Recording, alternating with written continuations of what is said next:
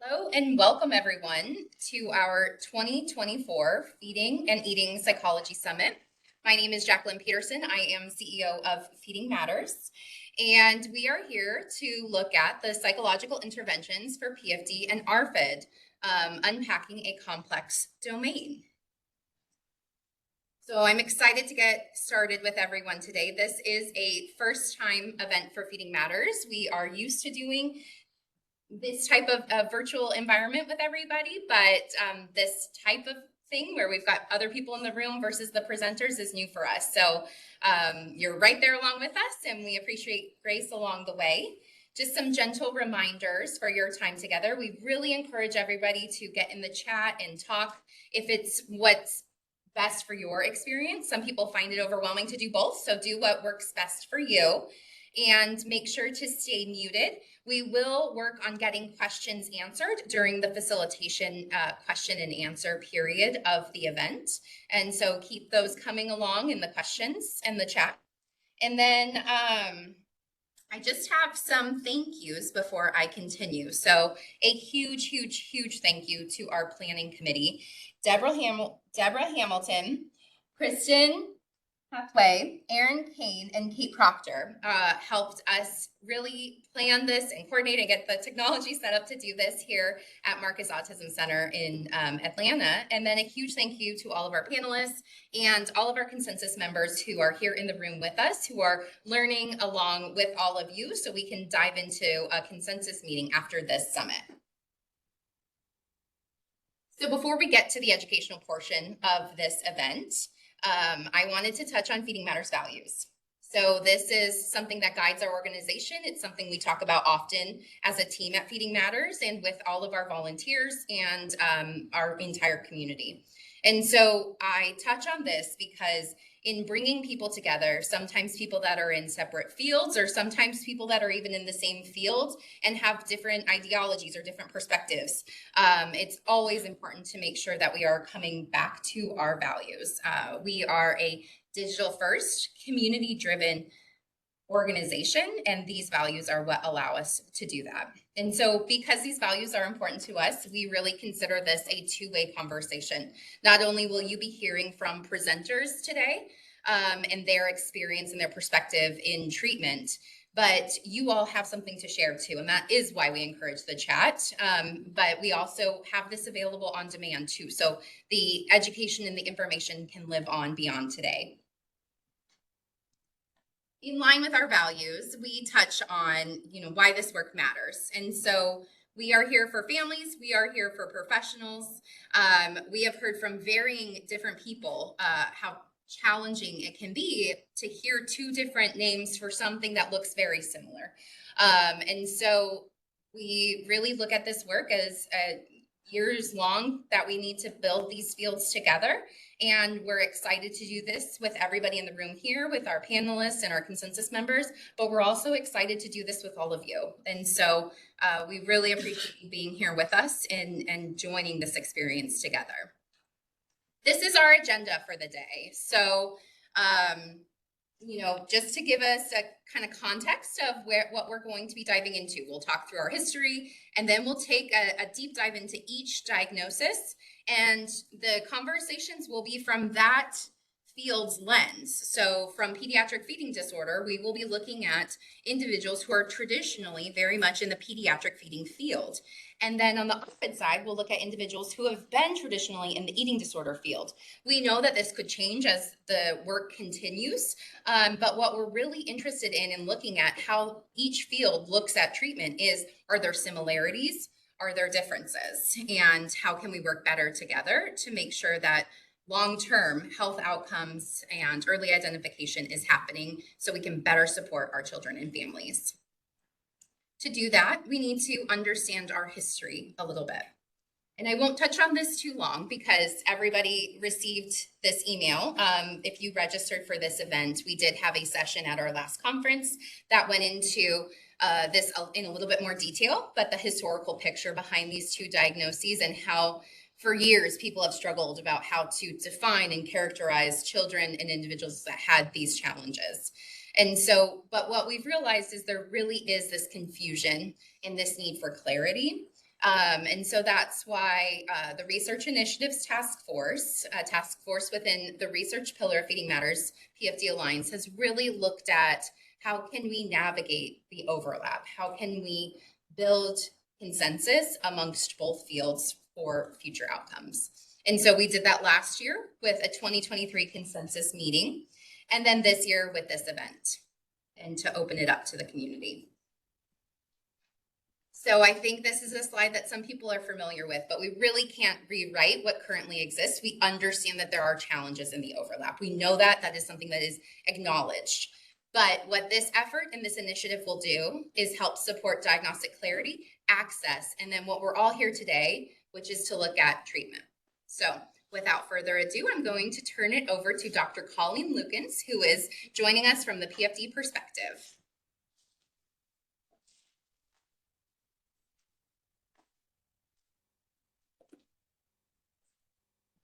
Thank you so much, Jacqueline. I am very honored to be here to present the information about the work we've done on conceptualizing and defining pediatric feeding disorders.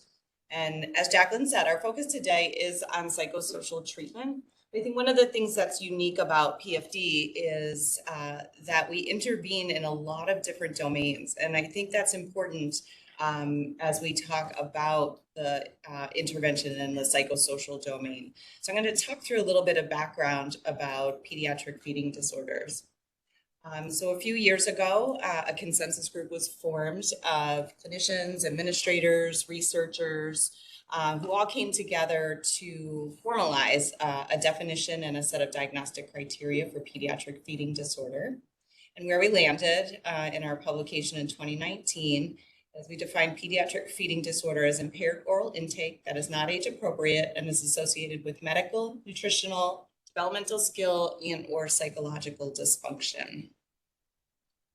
It's a bidirectional model, and so it's really important to understand these 4 domains that we're looking at, that factors in these domains contribute to the onset and the development of pediatric feeding disorders, but then also pediatric feeding disorders manifest in those 4 domains. So we see signs and symptoms of PFD in each of these domains. Understanding how feeding disorders develop, I think, is really crucial to understanding how, why, and when we intervene, particularly from a psychosocial standpoint. So much of this is about what a child learns about food and feeding. So I want to talk a little bit about these contributing factors, just briefly, because I know our focus today is on treatment. So some of the things we're thinking about in the medical realm are things like constipation, gastrointestinal difficulties, cardiopulmonary difficulties, pretty much anything that's associated with prematurity. These are all medical factors that can contribute to the onset and the development of pediatric feeding disorders. And then if we move around to the nutrition realm, malnutrition can be associated with limited appetite, disinterest in food, cognitive slowness, fatigue. So all of these characteristics that are connected to malnutrition can impact the onset and the development of pediatric feeding disorder. Continuing to move around in the feeding skill realm, we're thinking about things like motor delays, motor deficits that can contribute to the development of the feeding disorder. So oral motor delays, oral motor dysfunction, fine motor difficulties can contribute. And then finally, in the psychosocial realm, we're thinking of characteristics associated with things like anxiety, disruptive behavior disorders, autism, and even if a child's not diagnosed with any of those particular conditions, even some of the subthreshold tendencies, like anxious tendencies, preference for sameness, that even don't meet criteria for a behavioral health condition can impact the onset of pediatric feeding disorders. How these factors impact the onset and development of feeding disorders is where it's really important to think in terms of intervention. So I want you to think about a condition in each of these 4 domains. So in the medical domain, imagine constipation. In the malnutrition domain, think about having a very limited appetite or being very disinterested in the food around you. In the skill realm, imagine having difficulty chewing or difficulty swallowing. In the psychosocial domain, imagine feeling very anxious in the presence of food. Our kids with pediatric feeding disorder never have one of these. It's always more than one of these. But what is common is that with these, when they are connected to food and the feeding situation, the child's experiencing discomfort, pain, and distress. So like constipation, you are experiencing abdominal pain. Malnutrition, you have that cognitive slowness or limited appetite. You're going to be uncomfortable when you have to eat. If you have oral motor delay and you're trying to chew foods, you could experience gagging or coughing, which leads to discomfort. And if people are constantly putting food in front of you that you don't want and you feel anxious about it, you're going to feel distress. So it's this discomfort, pain, and distress that leads to a learned aversion. All of us can understand a learned aversion, whether it's a food poisoning incident that you had or a flu virus or something like that where you experience pain, discomfort, and distress around food and you didn't want to eat. So what do? You refuse to eat. So after that experience, you're not going to eat. And this is what we see in our kids with PFD. We see food refusal, disruptive behavior, and taste and texture selectivity. So again, imagine the food poisoning example. Someone tries to give you food that next day and you're refusing it. No, thank you. I don't want any. But the person's persistent and saying, come on, we're going out to dinner. You really do need to eat. You might become a little bit more disruptive, a little bit more forceful in your refusal. You might really start pushing food away, really being adamant about not wanting to eat. A day later, when you're thinking, okay, I can get back on track, I'm going to try this again, be really selective about what you eat. You're only going to eat the things that you think are going to feel good, things that are your favorites.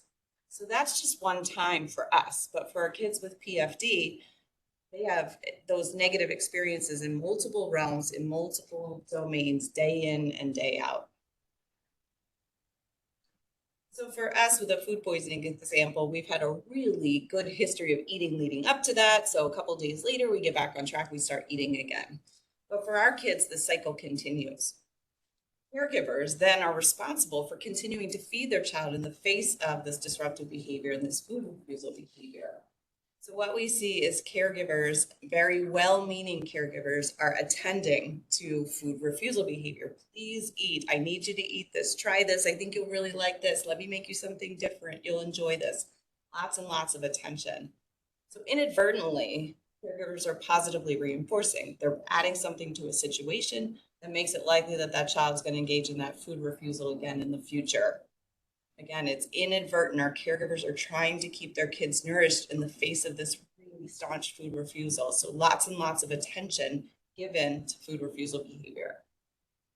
After a while, though, 40 minutes into a meal, everybody's got to move on. And so caregivers remove the food from the situation. The negative reinforcement is when you take something away, makes it more likely that the child's going to engage in that behavior in the future. So taking the food away is actually reinforcing and making it more likely that the next time the child comes to the table, can engage in that disruptive behavior.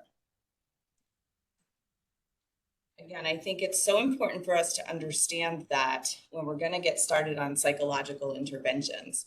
I think explaining to caregivers how their child's feeding disorder developed is really helpful. Our caregivers often hear that their child has a behavioral feeding problem. So we call it PFD, but lots of referring providers, well-meaning physicians call it a behavioral feeding disorder. I think our parents take away from that their child's oppositional, doing this on purpose, they don't want to eat, and they're acting out. Inevitably in our clinic, they're like, we need the psychologist. That's the person that we need. I think it's because they've been told that their child's bad. They did something wrong with their feeding. When we say behavioral feeding, we mean learned, this learned aversion that we just described. Because what's supposed to happen is babies are supposed to experience discomfort of hunger, get fed, feel satisfied, and be happy, and learn that that's what they're supposed to do over and over and over again. But that is definitely not the experience that our kids with PFD have. All right, so now I'll get into treatment. And again, I know that the focus is psychosocial treatment, but I think it would be irresponsible for me to represent PFD without talking about intervention in the domains, or at least recognizing that we have to intervene in all of those domains. And remember the bidirectional model. So we're intervening around those factors that contribute to the development of the feeding disorder, but then we're also intervening around the presenting problems. So in terms of intervening around the contributing factors, so in the medical realm, we're going to medically manage the things that cause pain and discomfort, like constipation, reflux, even to surgical correction of anomalies that could be interfering with feeding. So we want to make sure that we've optimized or ameliorated anything in that medical domain. In the nutrition domain, we're going to make sure our kids are nourished. It's really hard to engage in psychosocial therapies for PFD if the child is malnourished. Number one, it doesn't work quickly enough. And number two, it's really hard for the malnourished brain to learn. So we want to make sure our kids are nourished in some way, whether it be tube feeding or supplemental formulas, just to give them that boost so that they can be better ready or optimized for psychosocial interventions. Same in the skill domain. We want to make sure we've identified what types or textures of food are appropriate for the child's motor skills. We want to make sure we're not furthering that aversion. That's the primary piece of intervening around the contributing factors, is to make sure we don't worsen the aversion when we finally engage in those psychosocial interventions.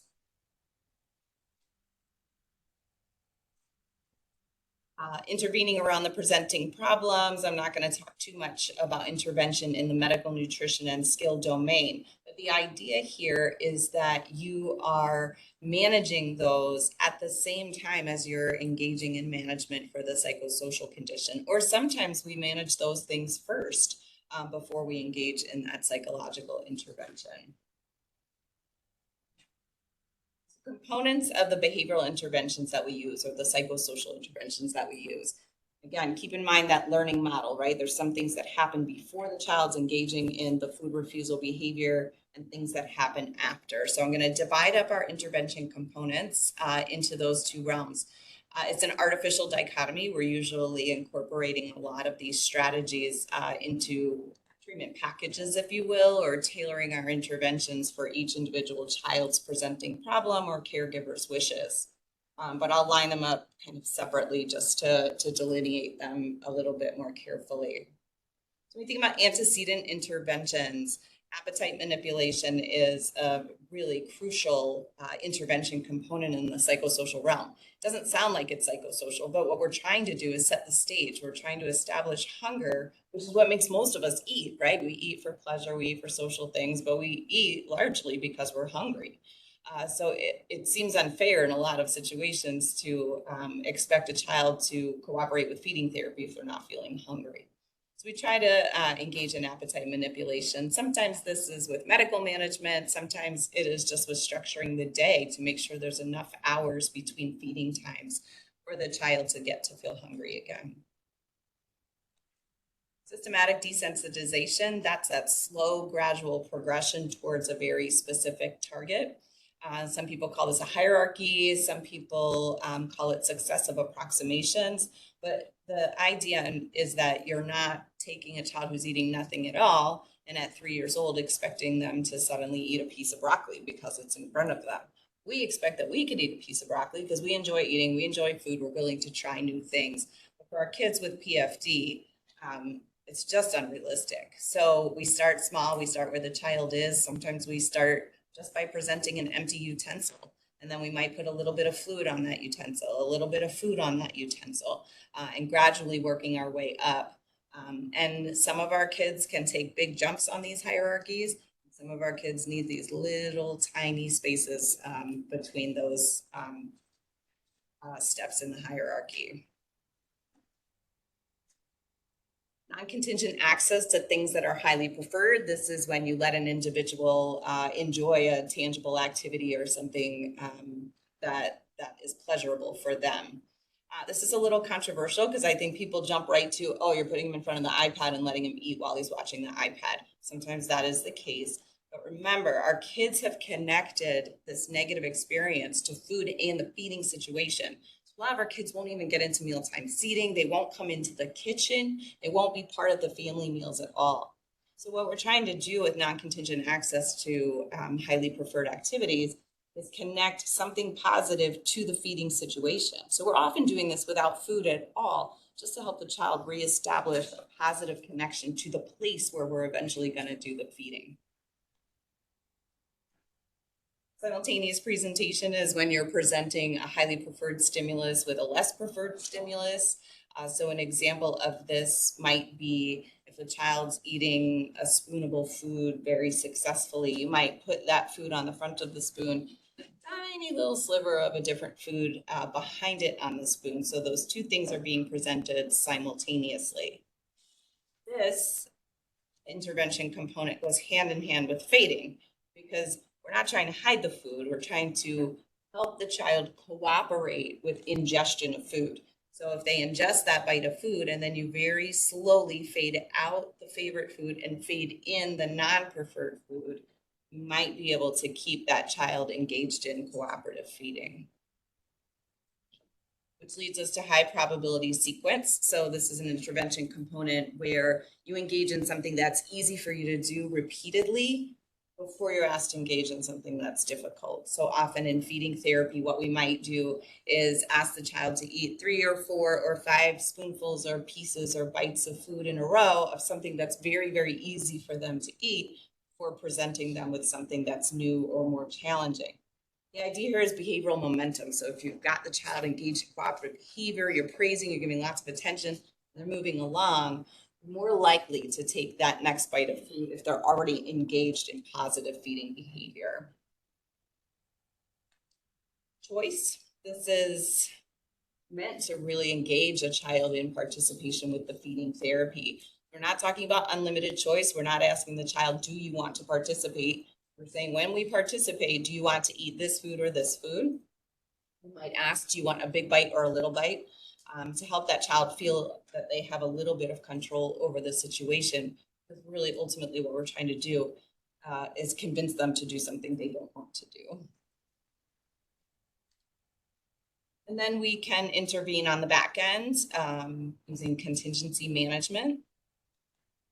Positive reinforcement, we already talked about, but what we're doing is flipping the target. So kids are coming to us where adults in their life, whether it be school or home, have provided a lot of positive reinforcement or attention for problematic eating behavior.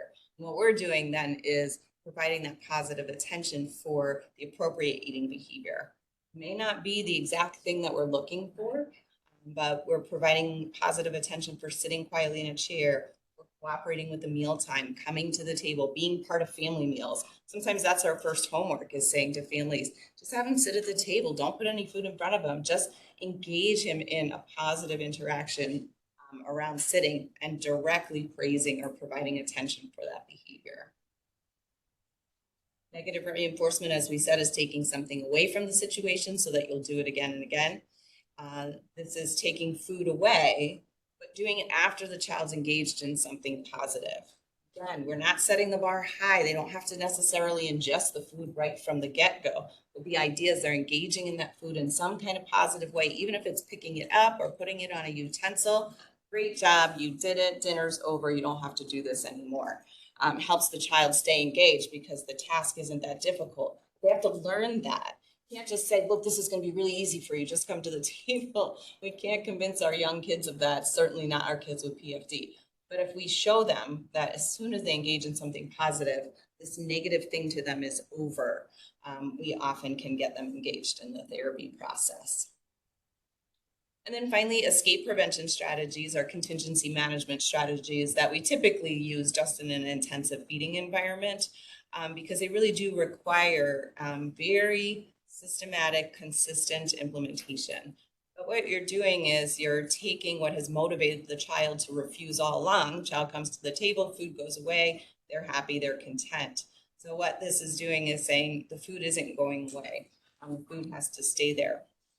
Again, this is if all other strategies aren't working, we're not able to make progress. And we've really landed on the fact that the one thing that is continuing and fostering food refusal behavior is getting out of eating or changing that.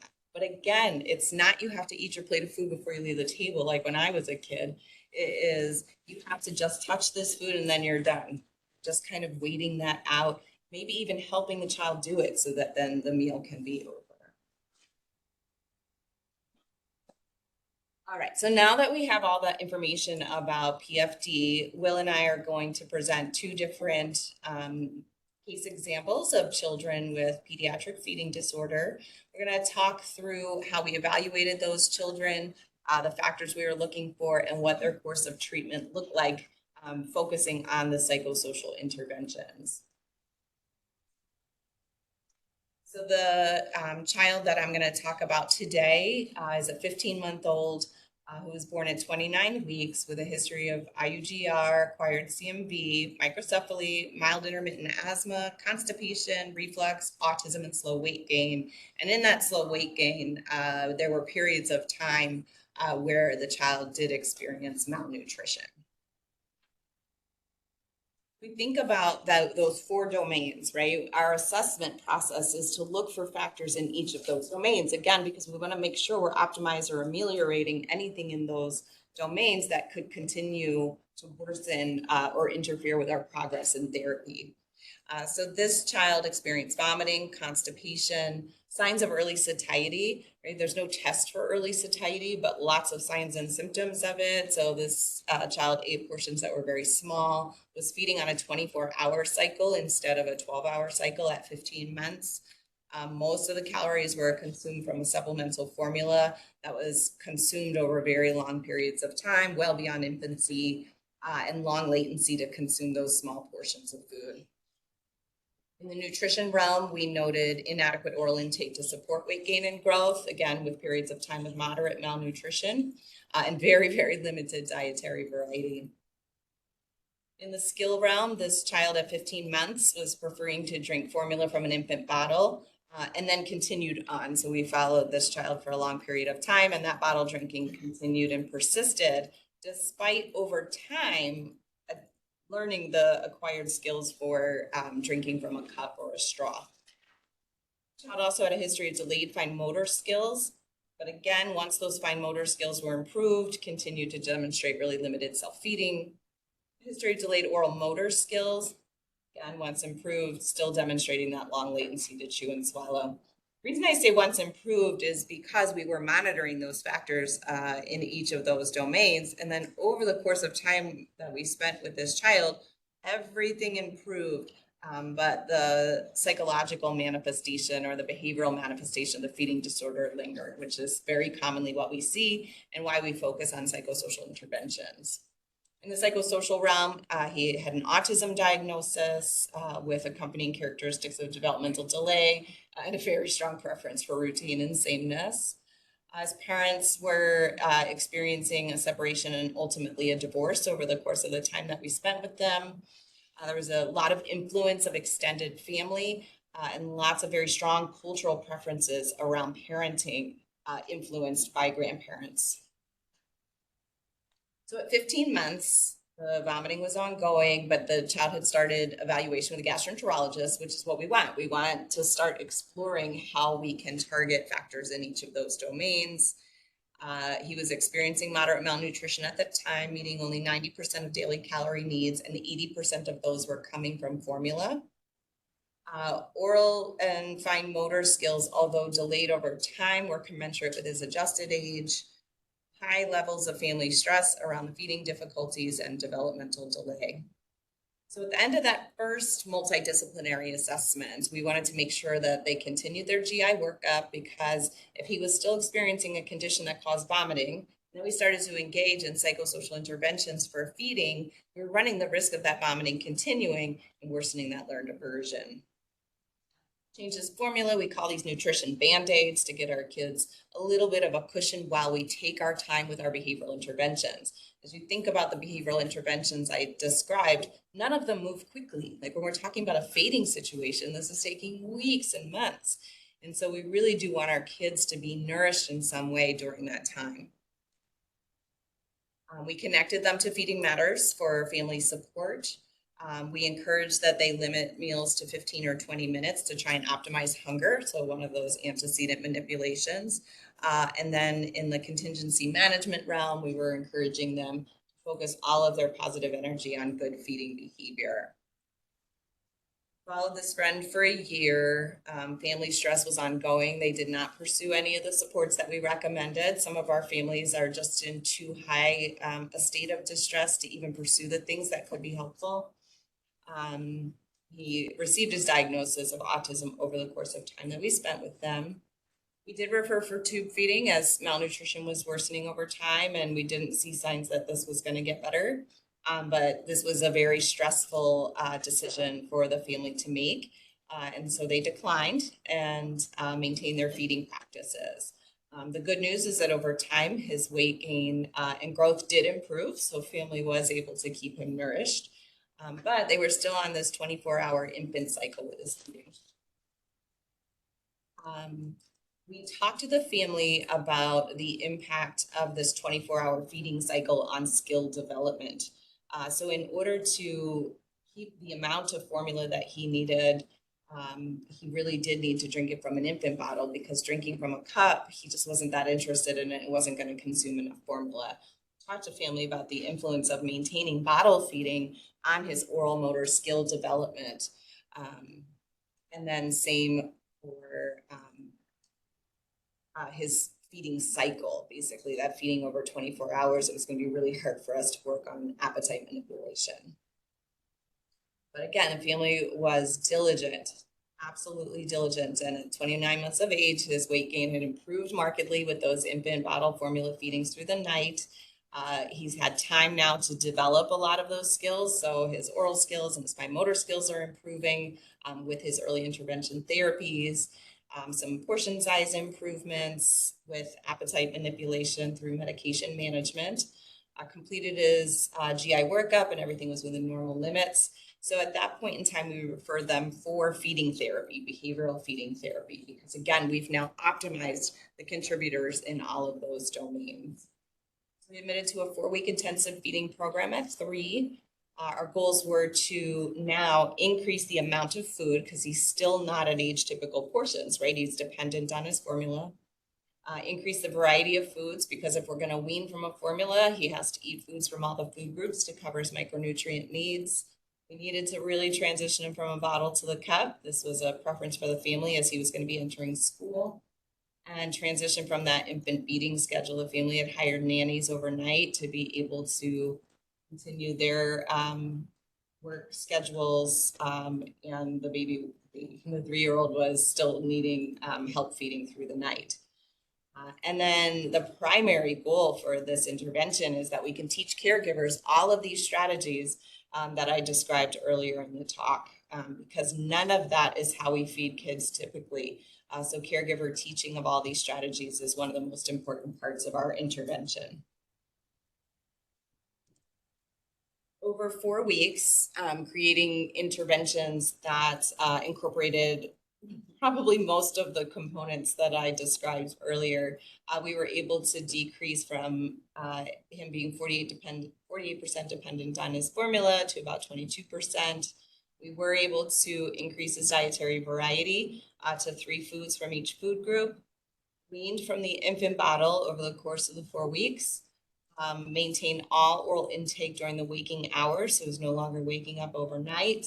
And we were able to teach the caregivers how to do all of this at home. So here's the hitch. He left us on an all puree diet. And this is one of those where I believe it to be a psychosocial intervention, but really does have to do with oral motor skill. So there's a lot of overlap across these domains. We had him leave on a puree diet because our goal was to optimize appetite. We wanted to make sure we could get his calories condensed into these small windows of time across those 12 waking hours, so he didn't need supplements overnight. We do this a lot with children with tube feeding as well.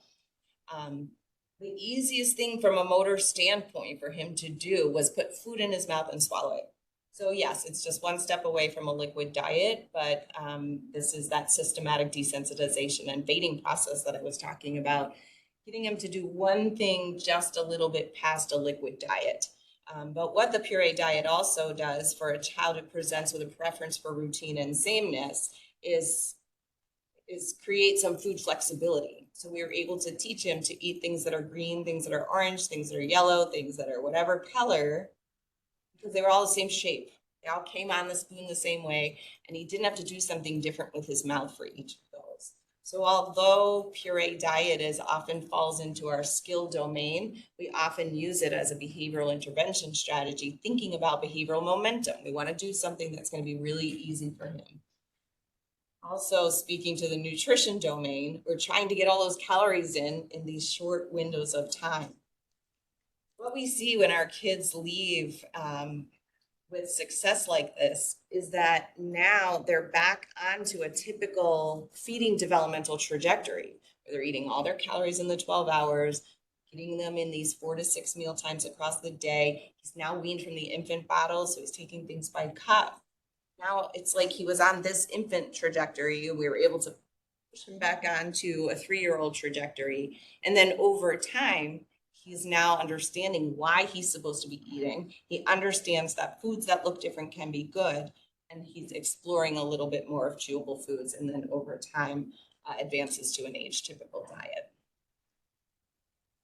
So again, that's an example of a young child with PFD, a 3-year-old. So Will's going to next talk about an older child with PFD. We can clap. Thank you. Yeah, thank you, Colleen. Awesome. I'm glad Colleen covered a lot of the behavioral intervention because I'm not going to go into detail about the actual intervention itself for this child from a behavioral standpoint, but I'm going to talk more broadly about how this child kind of looked like an ARFID presentation when he came back to see us, but was more of a PFD presentation ultimately. So this is an 18-year-old male with trisomy 21 and autism. He had a long-standing history of feeding concerns involving restricting the volume and variety of food he consumed during meals. And we actually saw him twice. So I'm going to tell the story about, we saw him at age 10, but he came back at age 18. So I'm starting with 10. When he came to us at 10, medical history was GERD, constipation, severe developmental delay. He was nonverbal. His nutritional status was really poor. He was eating stage 2 baby foods at 10, yogurt and rice cereal mixed with milk. And his weight was poor. It was a BMI of 2 and a -2 Z-score, so really malnourished. And he didn't have very good feeding skill. His jaw strength was poor. His stamina for jaw chewing was poor. He didn't have a lot of lingual movement. He basically had no foundational skill for advancing texture. And he had a lot of refusal behaviors. When you tried to present him with things he didn't like with higher texture, he would turn his head, he would scream, he would cry. Caregivers had really stopped trying to introduce food into meals, into the diet because of these problem behaviors, which is not uncommon for the type of kids that come to see us in our clinic. And they describe meals as stressful, chaotic, really challenging if they try to get him to eat anything other than those smooth foods, which makes sense because he had no skill to be able to consume those foods.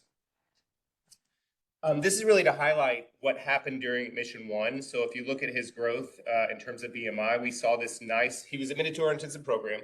So that's 8 weeks of intervention for us, 4 meals a day. And we really see this nice uptick during admission 1 where the BMI is getting back into the normal range really relatively quickly because we are able to do this really intensive treatment. But if you look at admission 2, this is where things don't look as routine as you would expect. His weight actually declines as we're doing intervention, which is not really what we want to have happen during an intensive intervention. And I'm going to explain why. So when he came to us the first time, he participated in about 39 days of intervention in 2016, and he had really nice weight gain, 4 pounds of weight gain. We introduced 16 new foods using a lot of the strategies that Colleen talked about, plus a nutritionally complete drink. And he was able to get all of his nutritional needs through oral intake. And we did use behavioral intervention to do that. And we trained his caregivers to be able to maintain this moving forward when they went home. We also started chew training, so we actually started teaching the parents how to advance skill. And what was cool, about a year later when we followed up with him, he had made the full transition to table texture food. So that was fantastic. So a lot of progress. So what happened?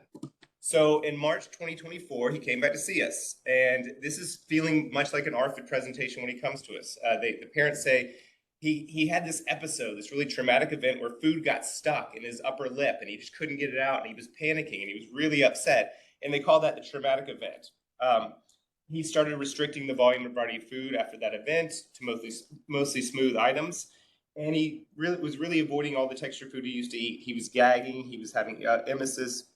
So we admitted him again, thinking, let's go through the behavioral approach we did. He did 12 days of intervention. We, through our structure, were able to demonstrate that we could get the volume of preferred foods with those smooth foods. We were able to get him on a good track. And we thought, well, it was just that event, and we're going to get him over that hump, and we're going to reintroduce some texture food. But what was interesting, he'd go home on the weekend, and he started refusing to eat at home. Very little intake, and then he had that weight loss that I noted earlier. And I was his case manager, so I went back to the parents and I said, "This is strange because we don't normally see kids who start to eat again then deteriorate." And mom said, "You know what? It is a little odd. He is belching more than he used to, and he sometimes complains that he has some stomach pain." But she just attributed that to him just not wanting to eat. We had medically screened him at the intake, and we didn't see any red flags for further medical screening. But that kind of decline in oral intake, the continued weight loss, the parent-reported belching, and occasional stomach pain led us to admit him to the hospital. So we sent him to the hospital. They conducted an EGD. They also placed a tube at the time. And what they found was he had mild esophagitis and he had ulcers. So he was actually not eating because he was in pain. They started him on medication and they discharged him to the hospital with tolerance with tube feedings. What's interesting about this is we did not bring him back for an intensive program because he spontaneously started eating again once the pain was resolved. He didn't need us. And so this is actually a little, whatever that's called, chat thing from our Epic. But his mom sent us an image about a month after he had been discharged and said, "Look what he's eating. He's spontaneously eating his diet again." She had watched a YouTube video that morning because he still had the NG tube, and she removed the NG tube herself after watching the video. And his weight was back. He was gaining weight again. So this really highlights that sometimes when you think it's behavioral, it may actually be medical. And so really nice outcome for this family. That's it for me.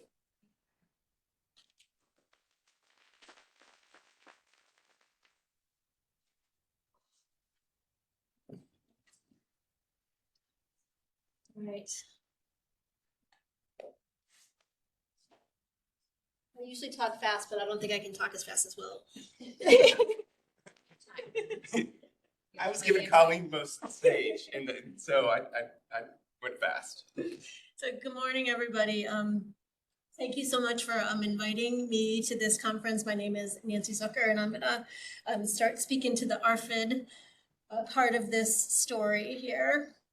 So as Colleen alluded to, in terms of kind of early learning history, and Will spoke to, these eating events are traumatic, right? And if we start off with the lens of a parent's experience, right, disruption of eating is just an alarming cue for parents and a clue, and a potential trigger, right, for specific and sustained difficulties with eating. So I'm gonna have kind of a trauma lens in how I talk about ARFID, which I think you'll find is very consistent with the pediatric feeding lens, right? So avoidant restrictive food intake disorder in the eating disorder field has our earliest age of onset relative to any eating disorder. In a current clinical trial that I'm going to be talking about, our average age was 2.35 years. So if you do the math, the eating disorder field, ARFID is not identified young, right? So but if it's identified in treatment starts as early as 5 years old, which is currently rare, but hopefully we're getting better. And you do the math, the child has already had approximately 2,573 aversive, scary, or unrewarding meals, right? And as Colleen mentioned, from a learning history, that's quite an aversive learning history to try to overcome if we're starting to work with, we said 5. But it's critical to think about that the parent, right, has also had approximately 2,573 aversive, scary, and unrewarding meals. So I'm going to start talking about the experience of ARFID. And as we currently conceptualize it, of course, we're learning all the time. One of the things that the creators of ARFID did, which I like, and I also have some reservations about, is that whenever you put the examples in this case, the Diagnostic and Statistical Manual, like for example, it could be this, or this, those examples tend to become a bit reified. And I worry that it closes off us looking for other motivations. So that's my soapbox whenever I have the opportunity to say it. But right now, the three that we focus on the most in ARFID are sensory sensitivity or sensory aversion. So things like that the audience is well familiar with: taste, texture, barriers to eating that I'm going to talk more about. This lack of interest in the form of could be low appetite, but and also just finding food to be unrewarding, right? Just not having the food drive that we love to see as parents, the joy when food is presented, and then a fear that something bad might happen from eating. But for all these proposed motivations, my thesis today is to show that these motivations make much more sense when they're considered on the backdrop of emotion. Right? When we think of sensory sensitivities in combination with the emotion of disgust, when we think of lack of interest related to anhedonia and sadness, when we think of fear of aversive consequences, of course, most obviously with fear. And of course, it crosses the threshold into a diagnosis when there's impairment, and that impairment in ARFID can look like low weight, a nutritional deficiency, feeding tube dependence, or psychosocial impairment. So let's start with fear, and just Inside Out.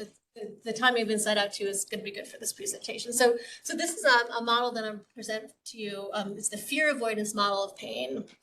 My early work in intervention development and eating disorders, I do a lot with pediatric pain, because I find that those models are really helpful and for me in thinking about aversive conditioning of the body.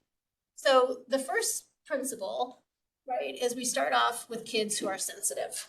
Right, it's in the pain literature. This is called visceral hypersensitivity, and in the pain literature, it's found to be a vulnerability for pain, critically, that's independent of anxiety or other things. So I think of these kids. These are kids with sensitive nervous systems who experience more input from their visceral organs than others, although the data on that is mixed. So they experience pain. Right, and pain, of course, is a noxious stimulus. That's an important signaler that something is wrong. They experience pain is scary, right?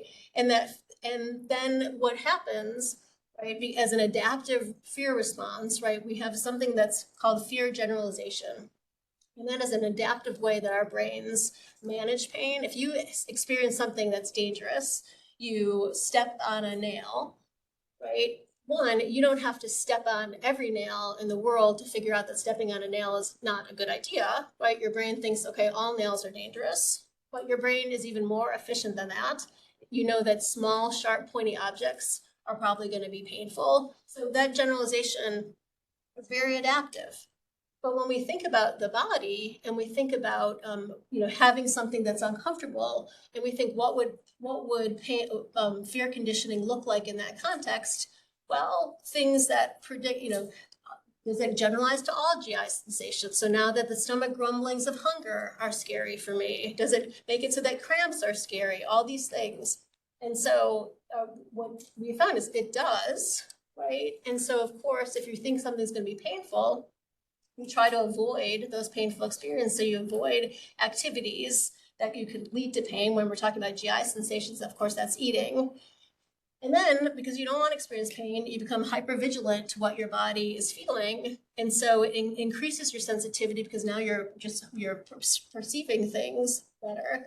And what my interest was in particular is what happens when this aversive conditioning of the body, this fear of the body, develops in young kids. Because young kids are first learning how to decode the messages from their bodies. They got to figure out whether their stomach is telling them that they've got butterflies because they're a little bit nervous about something, or it's grumbling because they're hungry. And so if they're trying to just suppress their bodies, they're not learning emotional awareness. They're not learning how to regulate their emotions. They're not looking what they like. And they're becoming, there's key developmental challenges that they're not facing.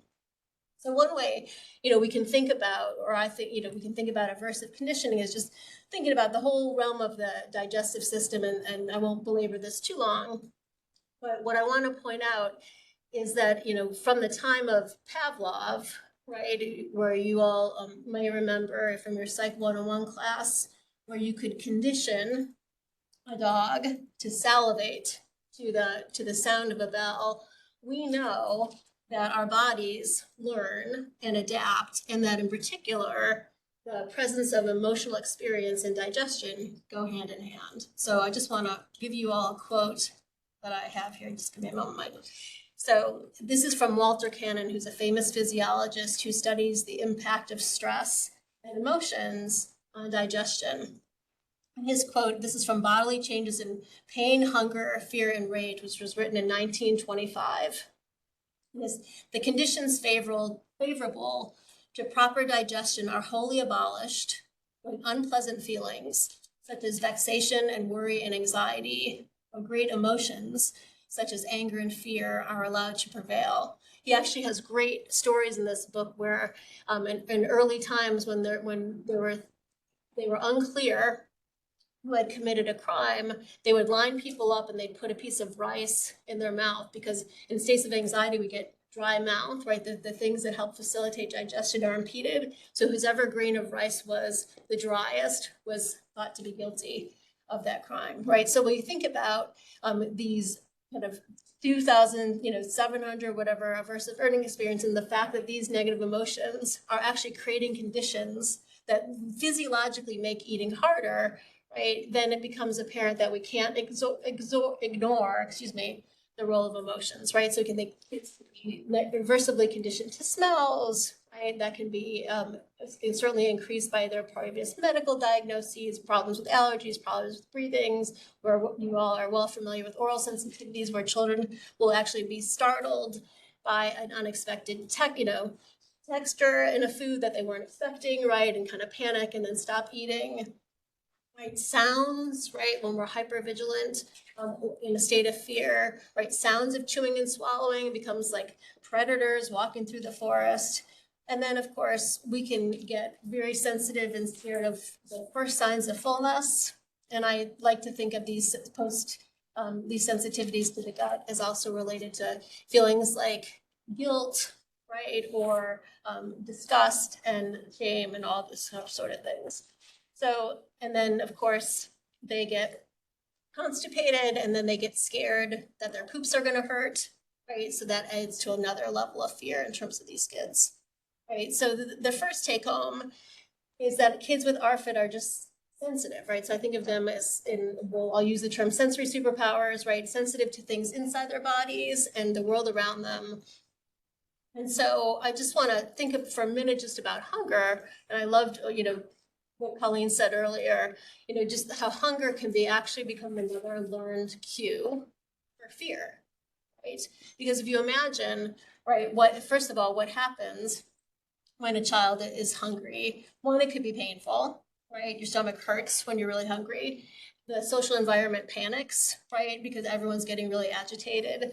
And so this notion that being hungry, and then you freeze, right? So parents that I work with ARFID often describe that when their child is the hungriest, that's when they can't make a decision, right, about what food to eat, right? They're just kind of frozen, right? And that's because they're just kind of locked up.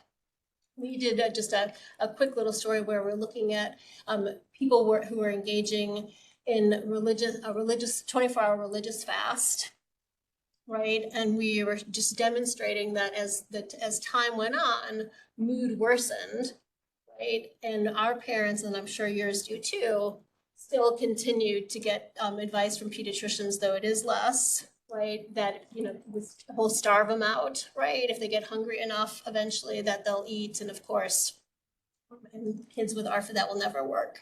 So not only will hunger be an insufficient cue to facilitate eating, in some children, it actually might be a conditioned fear cue, right? So that indifference that we're talking about could actually be, in some ways, conditioned fear. So I just want to talk about, so a lot of these families, they've gotten tremendous supportive and effective help in these child's early years. And so they're doing a bang up job. They're working their asses off, frankly, to make sure that their kid is eating enough and growing, right, with great effort. And so this is what we see repeatedly. And then but there's still remaining psychological issues. So what happens to them in their pediatrician's office, I think, is worth spending just a minute on. right? So this parent, right, who's experienced this early traumatic event with the child's eating, and then there's much work by the parent to facilitate their child's eating. It's working, the child's gaining weight and growing.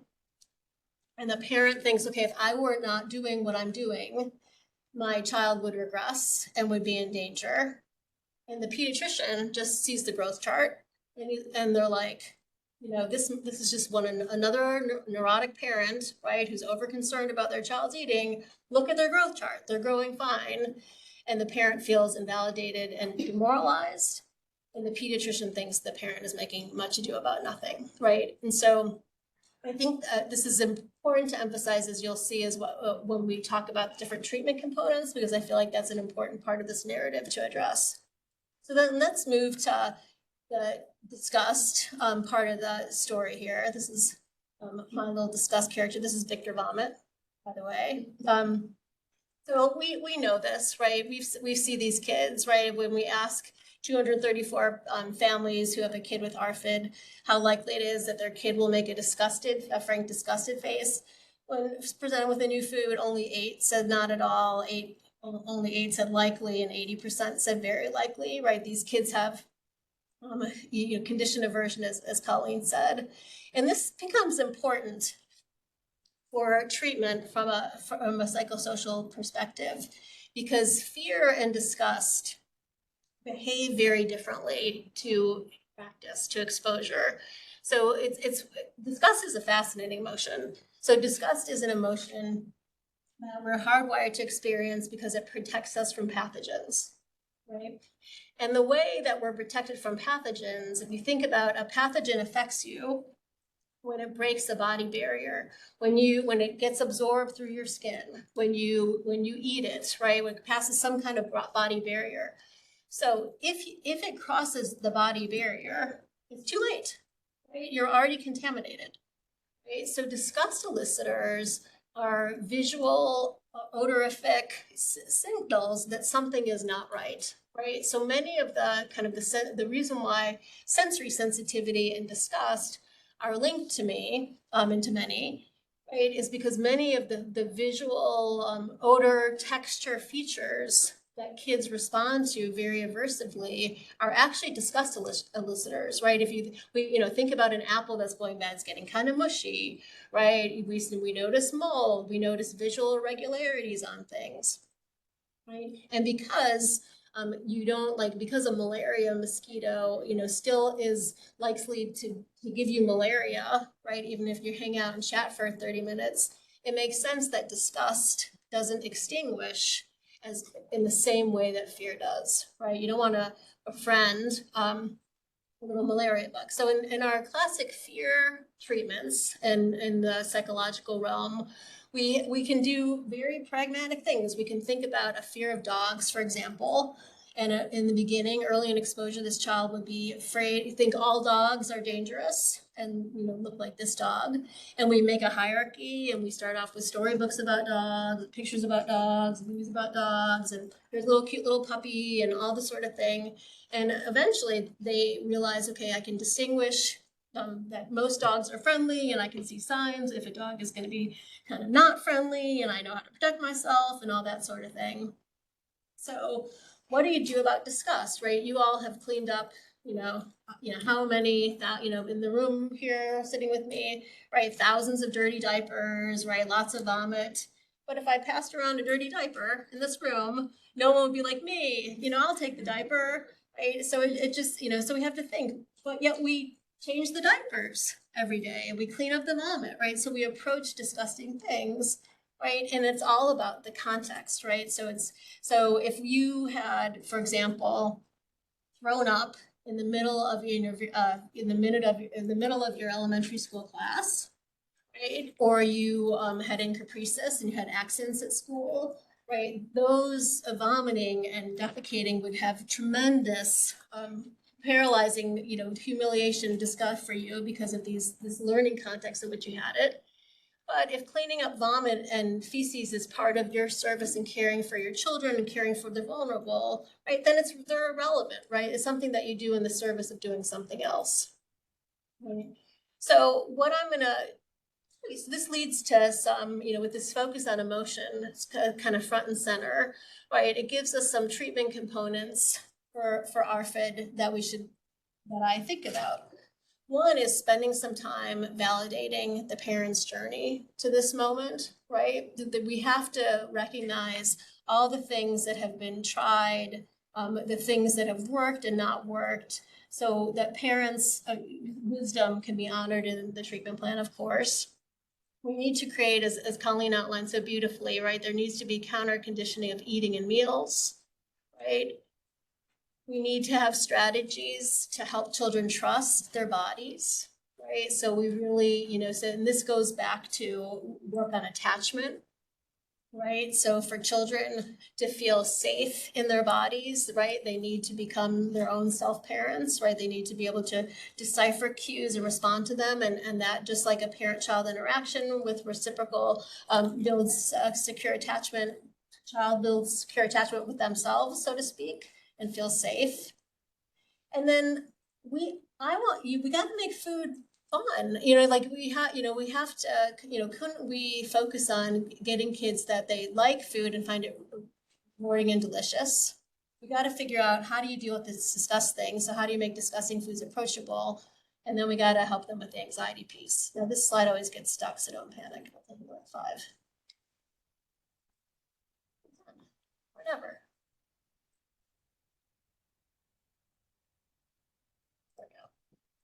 I've tried, don't ask. Don't go there.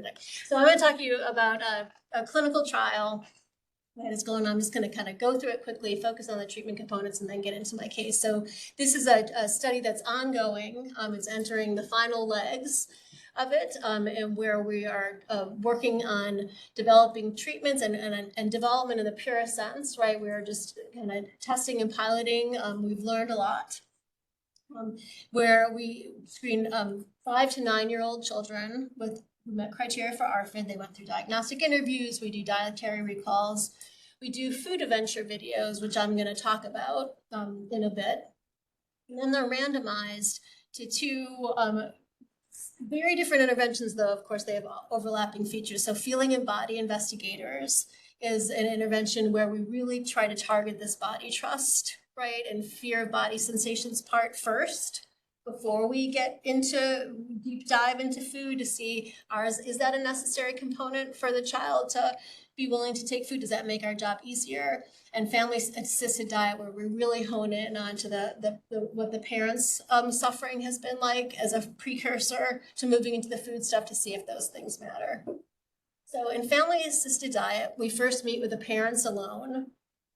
Right. And let me give all the caveats. This is, ensuring that the child is medically stable, that they're medically managed, that they're clear we can kind of proceed and really hone in on all the psychosocial pieces of this. And so what we thought was that we wanted to make sure was addressed, right, was the grief and loss that a parent experiences when they've had a child with eating problems from birth, right? A parent's dream, right, is one of many dreams, right, is to be able to share a meal, cook, to have the delight of your child when you're presented with food. And that we don't, because everything's just been from one crisis to the next when you have a child who has feeding issues, that to take the time to think about their experience of grief, loss, and to give themselves grace for all that they've done is a critical part of intervention. So we spend time talking through that. There's some journaling that parents do to do their own self-exploration about that. And here's a journal prompt, right? So you've tried innumerable strategies to try to improve your child's eating. What emotions show up for you now when you're preparing or gathering food for your child, right? Eating or not eating with your child. And what are some ways that you could be compassionate towards yourself when you're having those feelings, right? The conditioning history of these parents, right, is tremendous, right? And then what we want to do is let's start conditioning memories, right? So how do we go about changing the focus so that we're focusing on positive moments with food? So we have a very just simple intervention, and the logic for it was that parents were doing all these wonderful things, like, singing vegetable dances, making cute little sandwiches that look like flowers, doing all this thing, and what they wanted, but they weren't given good expectations, about what would happen with that. So of course, what any parent wants is, the kid helps you garden, you pull out the carrot and it's just like, gee, mom, who knew that carrots could be so bright and fresh and lunch? But it doesn't happen like that, but it doesn't mean as Colleen mentioned, it's painfully slow. It doesn't mean that positive things aren't happening. And so what we were seeing was happening is that parents would stop doing those things because they didn't result in the outcomes that they wanted. And that associative conditioning was not stopping. So what we have kids do is they have a jar, and every time that there's a positive memory with food, whether it doesn't matter if they ate something or not, just had to be a positive event where food was present, they put a marble in the jar to mark that memory. And so this way the parents could see the marbles increasing in the jar, and they could say, hey, good things are happening. We're building these positive memories to compete with all these aversive memories that we've had. And then we taught parents, right, this is in the behavioral world, we should call this shaping. In the FAD world, we call it praise and stop, where they're just looking for positive steps that their child is taking. They're noticing those and shutting up, right? And so this is the same principle as training a rat to go through a maze, or a mouse, if you prefer. When the mouse takes a step in the right direction, you give a little piece of cheese. You don't go, you still got a long way to go to get to the end of the maze, right? That, it doesn't happen, it doesn't work, right? And we were finding that our parents, because of this long learning history, it was so hard for them to maintain hope and to see progress, right? And so by focusing on these baby steps, it really helped them to notice things that were positive, and we'll get back to that. So as I mentioned, activities with a focus on building a memory rather than an outcome, like cooking together. We also had the kid every week in our assessments. We had the child focus on something that they were proud that they did this week, right? Something that used to be scary that's not scary anymore. There were 2 questions that the child would have to think about every week, right? So that they could think that they're just tougher than they think. And then, of course, we have to create an incentive system, right? So this incentive system is fancy. It has levels, it has short-term prizes and long-term prizes, and it has a system of introducing foods. So we have new foods, of course. We have getting comfy foods, which are foods that kids are practicing and they don't know where they're going to land. And they're going to land in a bunch of different categories. There's levels of foods: eating, medium, hard, and very hard. I won't spend too much time going here, but a good enough food, right, is a food that you're a good sport about, right? That it's not, you like it. It's tasty, right? It's not as good as your yummy foods, right? Survival foods are in a pinch. Your parents can kind of throw a survival card, and that's what you got to do. And then yucky foods, of course, are gross, and they'll always be gross, no matter how many times you'll eat them. We all have those foods. And then one of the things that was really interesting is that, the fear looks different in these kids. It's fear for all of us, right? Can be fighting, fleeing, or freezing. Right? When a kid is being argumentative and this, that, and the other, we don't think fear right away. And so I have to say, fear, focusing in on fear in these young kids was not front and center originally when I started this work. But it became, the more my eyes were open, the more it became essential. So developing a fear plan, kind of strict cognitive behavior therapy in terms of thinking about negative outcomes and how to prepare for those, and helping children think about positive outcomes and developing plans to face those. So that's one arm. Then the feeling and body investigators, right? We start off quite different, which is helping kids so that this initial perception of any body sensation, whether it's hunger, whether it's fullness, whether it's the urge to pee or poo, is not scary. Right, so we want to alter that initial startle. So we associate different body sensations with different characters. So alter this initial perception of sensations from threat to playful and informative. So this is George the gut growler, right? This is the sense of your stomach growling from hunger, and there's a narrative in here, a little comic that the person wasn't good at listening to Georgia, and so with practice, and so she had to call in her old friend Harold the hunger pain, and when Harold came, banging on his drum, you paid attention, and then with practice they got better at noticing. So So that's one part, so I cycle it, and things are organized by theme. So there's the eats and the zoomies and shakies, which is like the high arousal, negative part one, which is high arousal, negative feelings. And then we do what are known as interoceptive exposures, right? And these are activities that are designed to provoke sensations that you're in the context of more adolescents and adults. You actually are trying to disprove a cognition, right? Show that like when you exercise, you won't have a heart attack. Kids don't have, access to the contents of their minds in that way. And so what we did is all of our investigations are just designed to show you how powerful and tough and smart and how much the body learns, and just that your body's just awesome, right? And it'll take care of you, right? And so we do things like demonstrate how your heart beats differently from one situation to the next, right? Depending on the demands that you put on it. And isn't that cool that your heart just kind of knows, have the oxygen and nutrients that you need to get you through that moment. So, we might try to bring out butterflies, right? And see which activities bring out the most butterflies. And then there's always a lesson that we have, right? My butterflies are my helpers. They help me get ready for things and to be prepared, right? That sets us up nicely for just counting butterflies when they're presented with food, right? And their butterflies can be their squad of butterflies, helping them to face their fears when the butterflies getting ready. Or we can do things to try to lower our butterflies, like having the iPad, like Colleen was mentioning at meals. And then we try to change the context in which, by having these characters, having these investigations, we move this to food, and we try to have them to be curious about and be playful about disgust elicitors, right? So this is Fiona the flawed French fry. She's got a blemish on her fry. As we know, these kids with ARFID can have very negative reactions to any imperfections on a food. And what we tell them is we go through and we say, just like you've got a scar on your body, right? And as you get older, more scars, right? And that's your life story, right? Every scar, you can kind of tell a story about how it got there. We take the flaws that we find in food, and we got to come up with a story of how the food got that way, right? And they get really into, and we make it a competition, right? Where I award the parent or the kid points to see who comes up with a better story. And it just kind of changes, again, the context in which we're experiencing some of these things.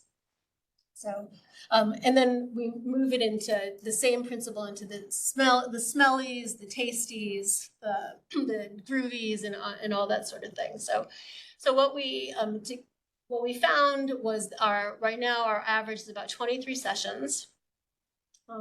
Our average age of the sample was a little over 7 years old. We're about half male, half female. 20% mixed race, 80% white. As I mentioned, their average age about a little over 2 years. As mentioned, right, in terms of consistent with this early aversive conditioning, about 50% had a birth-related medical event, a GI event as an infant, or persisting GI difficulty.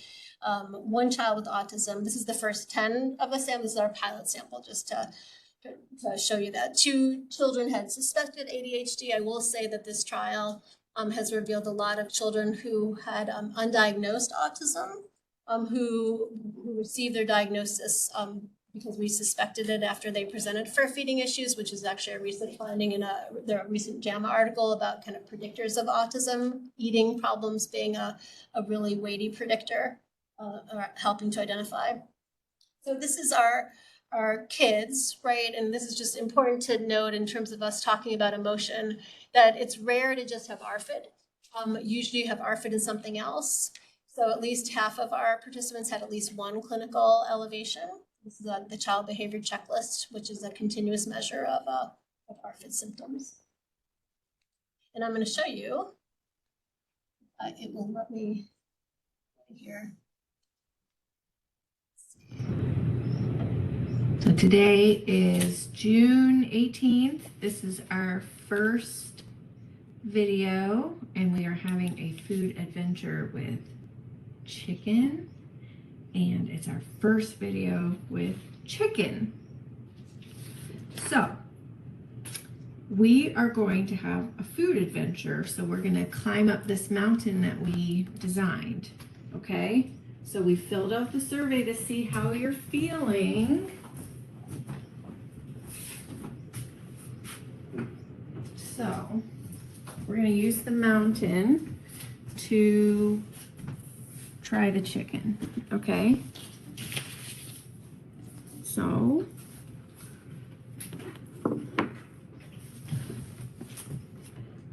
all right, there's the chicken. All right, so what is the first step that we had on our mountain? Look at the food. Okay. Smell the food. Smell the food. Can you smell the food?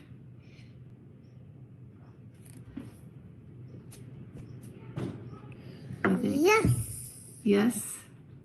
All right. Can you put the chicken on a fork? Yeah. Okay.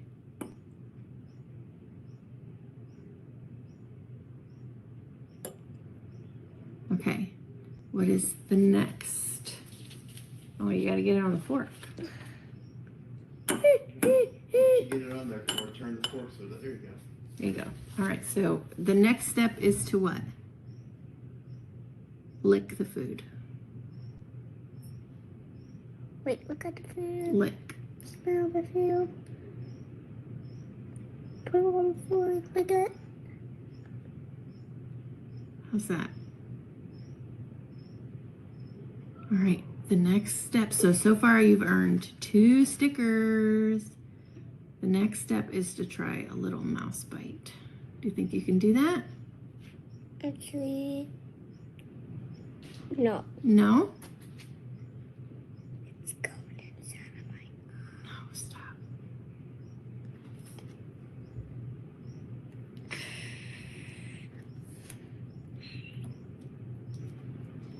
So are you going to take a mouse bite, I'm gonna put it in my mouth and then lick it.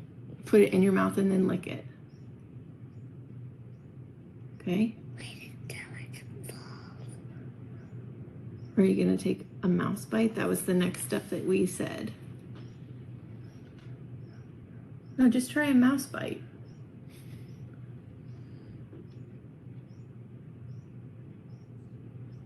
Mm.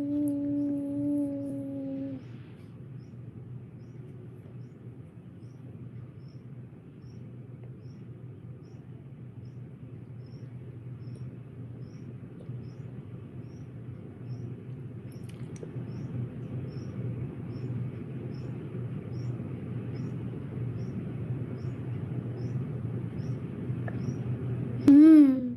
Is it good? Okay, so you tried a mouse bite. Would you like to try a No. kitty bite? No, No? I'm all done. You're all done. Okay, good job.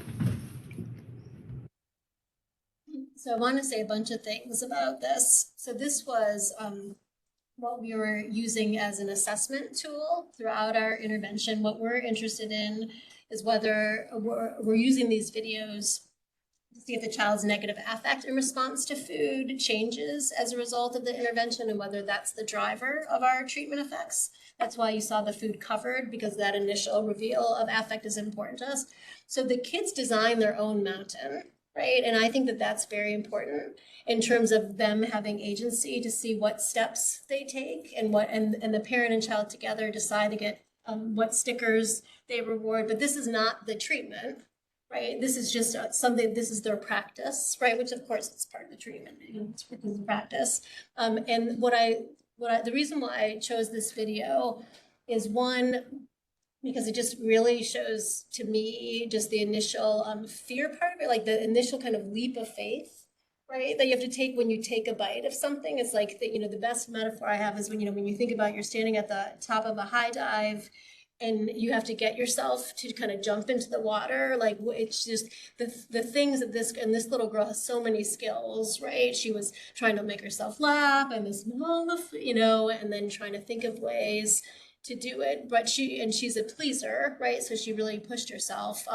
Someone I think I saw mentioned in the chat, right? Her feeling like she's got an escape, right? And that parents listen to that escape is critical for this. Oops. Anyway, so this is a little girl who was randomized to the that family assisted diet arm. Some things about her. Her mom had severe postpartum depression when she was born. This was her third child, and the mom had a really negative experience with the lactation consultant that she found to be very shameful. And mom had just lost her father right before her child had been born, and so just that kind of with what she perceived as just this kind of criticality. This was her third child, so she felt like she knew what she was doing, but that was just a really toxic situation for her. And feeding did, of course, not go well. The child refused both formula and cow milk. She weaned herself off breast milk at 10 months. There were issues with latching. She had reflux. She would not take a bottle. Prolonged GERD as a baby. Baby foods were introduced well. Table foods less well. She started feeding therapy when she was 3 years old and continues to vomit when hungry. She packs food in her mouth, and she was underweight when she came to us. So for these first 10 people from our pilot, and I'm almost finished. I'm going way too long here. We found kind of consistent with what everyone is finding, that in ARFID it doesn't have these different subtypes so much as that children have multiple of these motivations, right? So we had almost half of the kid had all 3, 8 had at least 2, and only 1 of our 10 had 1 of those profiles. And for this trial, the way that we would show that the treatment was effective is if we could show that we could reduce clinical symptoms of ARFID, at least 2 of them, and that 65% of the sample would be reduced in that arm. So for this family-assisted diet arm, that's the number of their ARFID symptoms at pre-treatment is the blue line, their number of symptoms at post-treatment is the orange line. And we just hit it, right? 2.7, and 80% of the participants met that criteria. 40% no longer had a diagnosis of ARFID at post-treatment. In the FBI arm, similarly, we just made it over the cut. 2.4, 70% of participants met that criteria, and 50% no longer had an ARFID diagnosis. In terms of parents' impression, 3/4 felt that the fad diet treatment improved their child's symptoms. And 80%, and the child actually thought 80% thought that it was helping them with food. Well, on average, they added about 7.3 foods into their diet, but our little girly girl added 2. And I think that that's important. These are the hard things that I did this week. This is, sleep, eating pizza, writing, sleeping alone. Hers are actually eating carrots, eating guacamole, and taking care of Birdie, which was her new dog. And things that used to be hard for me that are easier now. And I want to point this out because she said sleeping in a new bed, eating chicken, eating ham, math problems, right? She's already listed like 3 or 4 new foods, and the parent only named 2. And so again, this kind of helping parents focus on positive changes that they're missing. Before they do their food adventure, and I think that this is really critical, we ask them how proud they feel of themselves before and how proud after, so they can be really proud of themselves for doing something hard, even if they don't like the food. So these were their proud ratings before, which is really interesting to see the variability here and how this might be relevant clinically. And then their pride ratings almost to a 1 increased, which is a huge, large effect. And so, in conclusion, we asked back to kind of thinking about memories and this initial focus on parents' experience in this FAD arm. We asked parents, did you think that this initial focus on your prior experiences and how you're integrating this experience was a meaningful part of treatment for you? And the parent answered, we all have our own food histories and parent experiences. It framed what we were doing and put it in perspective. It humanized the whole thing. It was important connecting eating to the story of our family and putting it in context. It was important showing X that he was not alone and that it really brought everything together. It was beneficial. So in closing for this part, right, so early eating challenges create difficult and sometimes traumatic learning histories that may be intimidating to overcome. While information about a child's healthy growth and development are data points that clinicians keep in view, perhaps the road to health can be fun. Maybe by redirecting the attention to wonderful moments and creating positive memories while validating the treacherous and fraught journey to this moment, we can actually build a love and curiosity about food. And this is just, we've got a long way to go in developing these treatments, but changing skills and for eating outside the home is our next frontier. understanding the optimal way to track weight and notice risky patterns is an area for us, right? We struggle a great deal in trying to find a goal weight for these low weight kids who have been low weight their whole life and what the target should be. But perhaps by redirecting attention to wonderful moments and creating positive memories while validating the treacherous and fraught journey to this moment, we can actually build a lot of curiosity. So I'll end with a quote from this mom of this little girl. So this was 3 months post-treatment, an email that she sent me. So we're finally on the trip I was dreading, anticipating. I was so nervous about all the ways X could be thrown into a tailspin, the plane, the food, all the ways this very foreign country is different from her life at home. We came prepared with a suitcase full of safe foods, and Nancy barely even touched it. She's doing so amazing. She's been so brave and open. At lunch today, she reached over and grabbed French fries from her brother's plate. She never eats those, and she chowed down like she's been eating them her whole life. I'll attach some pictures of our girl, the world traveler. So I just want to say in closing, what's key about that quote, right, is the mom is noticed that, like she'll bring food. This kid has a long way to go with her eating, right? But the mom is noticing the significant and very symbolically important steps, and I think that's huge.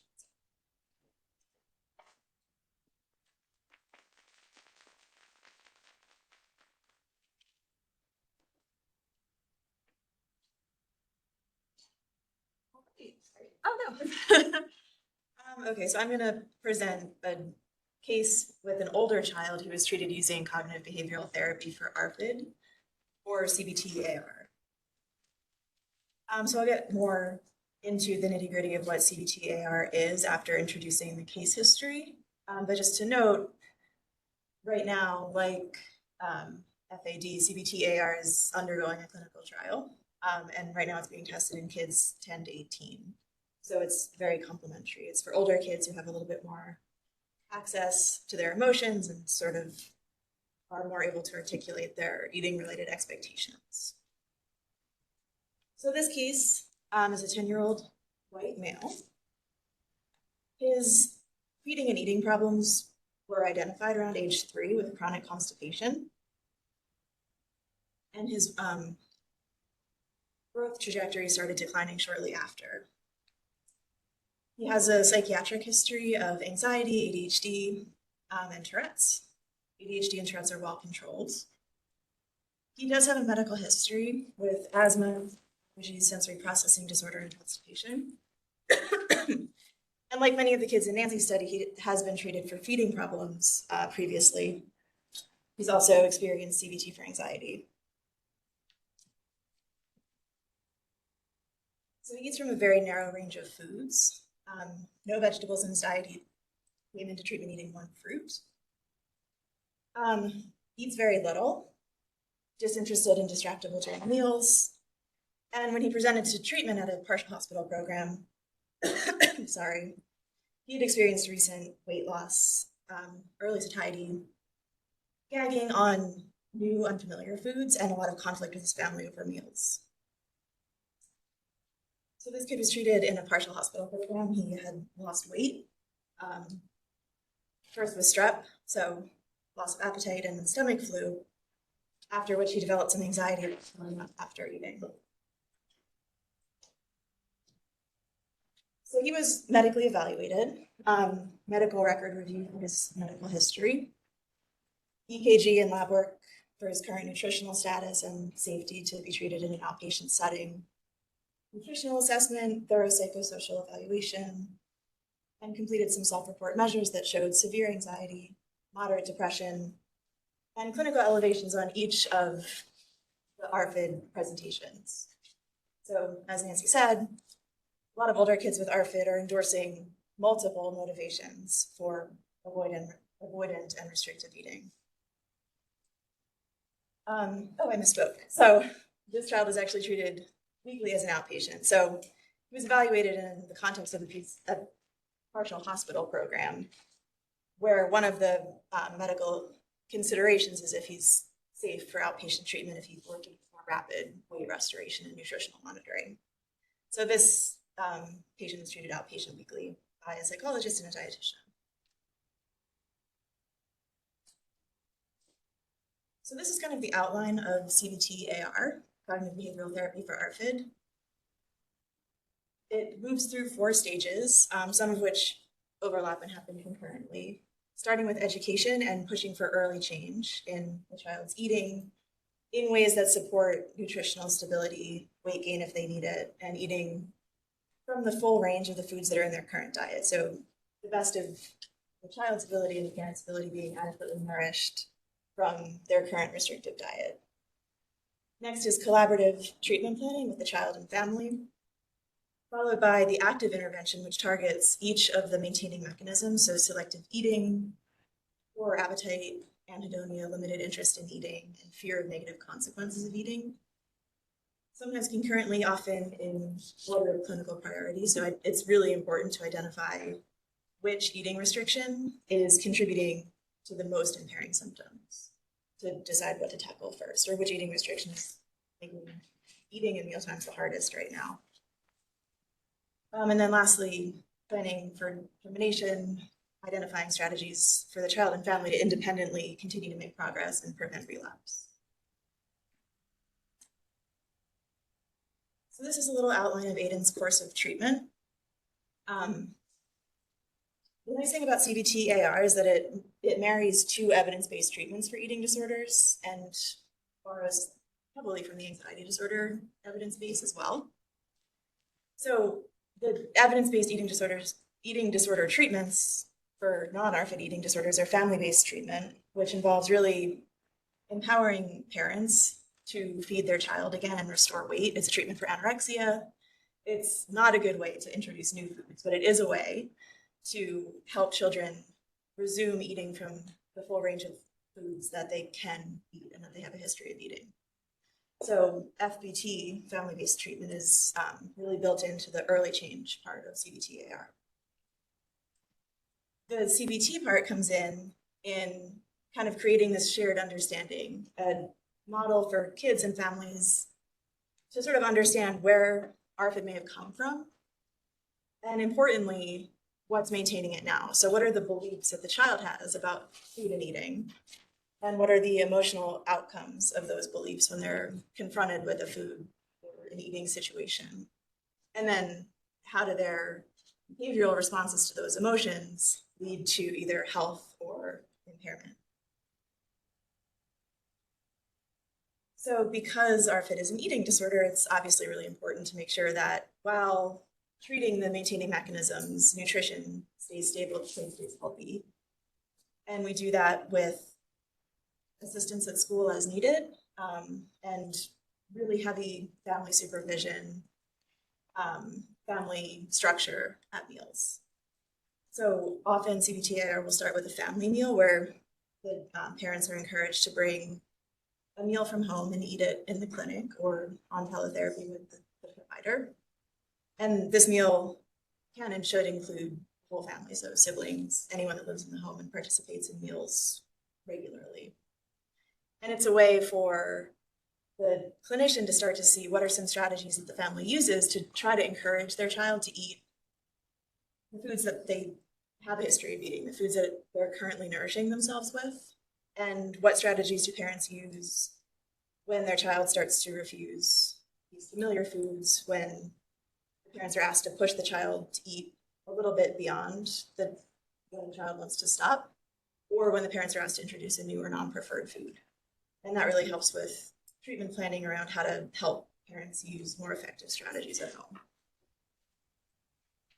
So in Aiden's case, although he had elevated scores on the 9-item ARFID screen, appetite and fear subscales, indicating that lack of interest in eating, poor appetite, and fear of an aversive outcome, in his case it was vomiting, had been affecting his eating at intake. Actually, by the time treatment started, they were not as much of a factor anymore. So they may have been kind of a shorter term consequence of the illnesses. He sort of overcame them on his own, probably through naturally experiencing the lack of consequences, the lack of vomiting when he ate from his preferred range of foods, because fear habituates a lot faster than disgust. So based on his food frequency inventory, so the foods that he had been eating in the weeks leading between intake and treatment, we identified foods that kind of corresponding to Nancy's survival foods, foods that he could sometimes eat, foods that were like really similar to foods that he ate in his regular diet. So foods that might be lower on the hierarchy for introducing, and foods that we could maybe get into his regular diet faster with less intense exposure and less need for systematic desensitization. So those are foods the family began to incorporate right away using their effective parenting strategies around meal times that. So the main mechanism that we were targeting in this treatment was selective eating. Aiden had really, really limited experience with food. He'd been a selective eater since age 3, so most of the foods that were familiar to him were the foods that he'd been introduced to as a 3-year-old. He was eating like 5 to 10 foods regularly when he started treatment.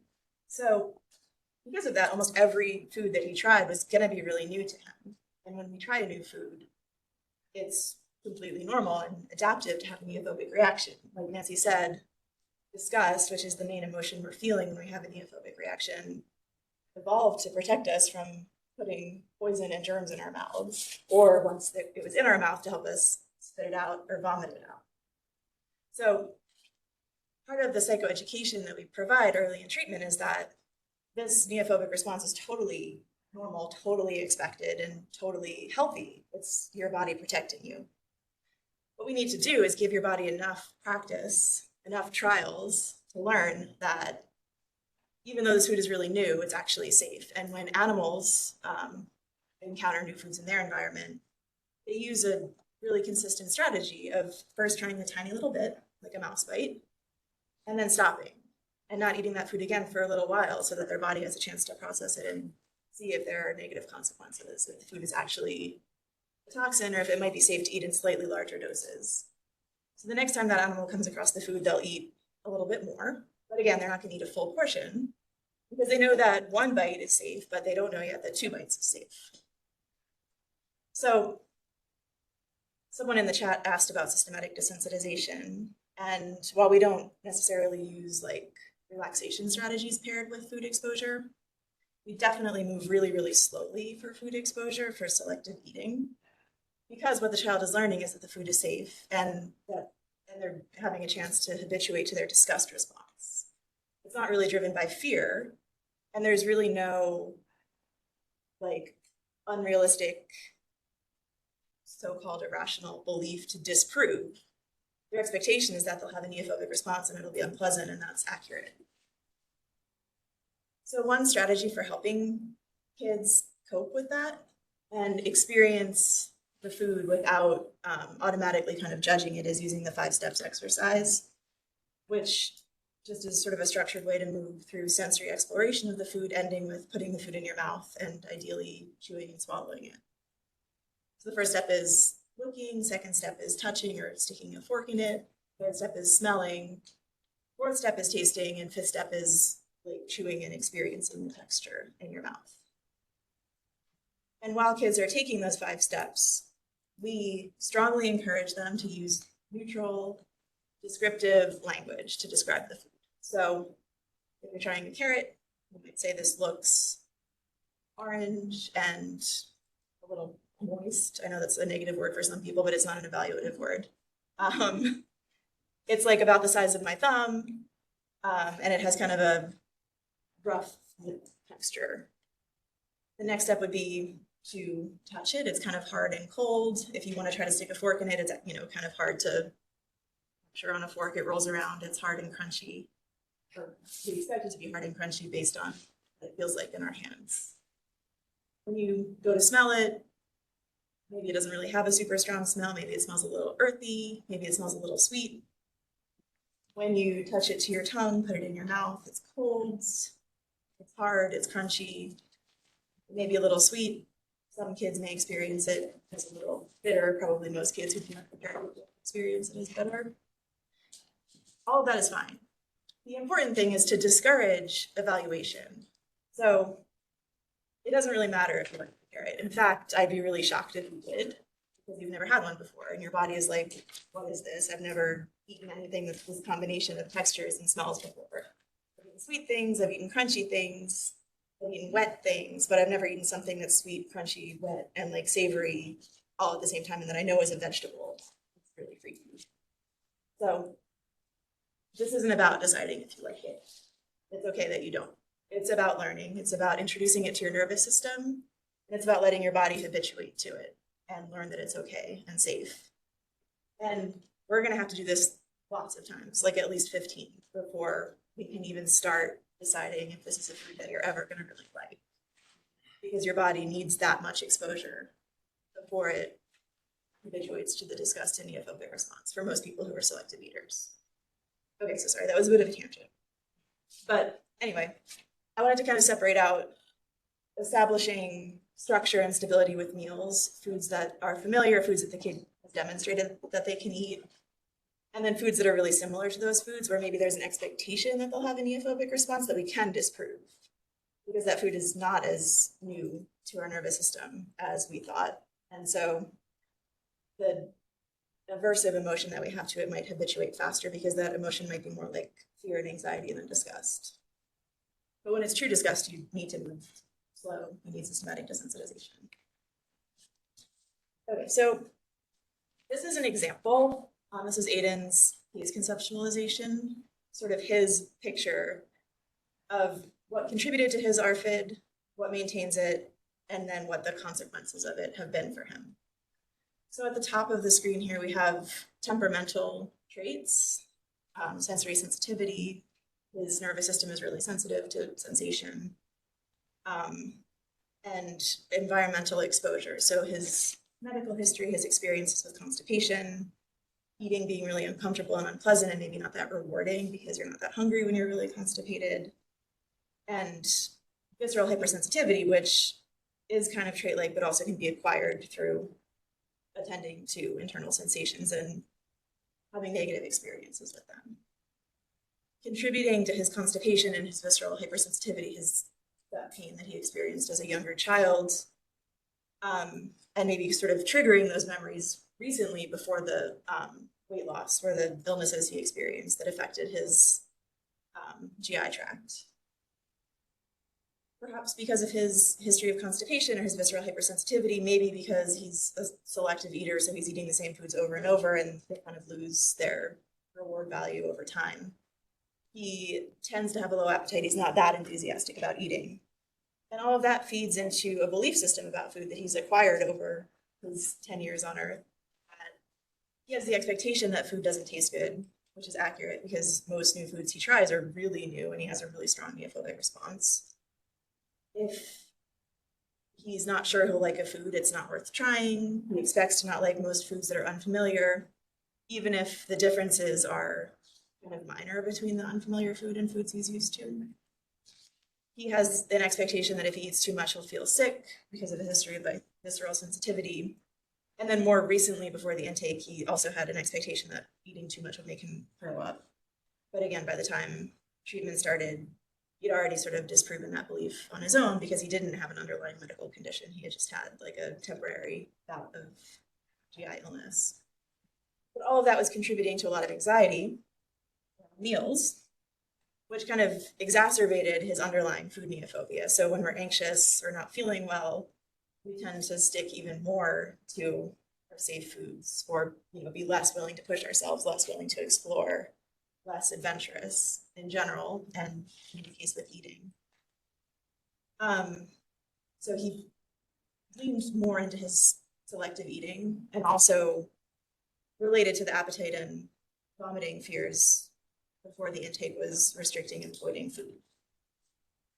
So under eating, not eating enough, like Colleen said, can lead to feeling even worse, having low energy, feeling gross, and kind of a negative feedback cycle with food. And his food neophobia was really limiting his variety, making mealtimes really stressful for him and his family, and causing him to eat a very repetitive diet that wasn't very rewarding and that he got bored with. So it was all kind of feeding back into his anxiety around food and his underlying beliefs that eating sucks, he's not good at it, it's going to be really hard.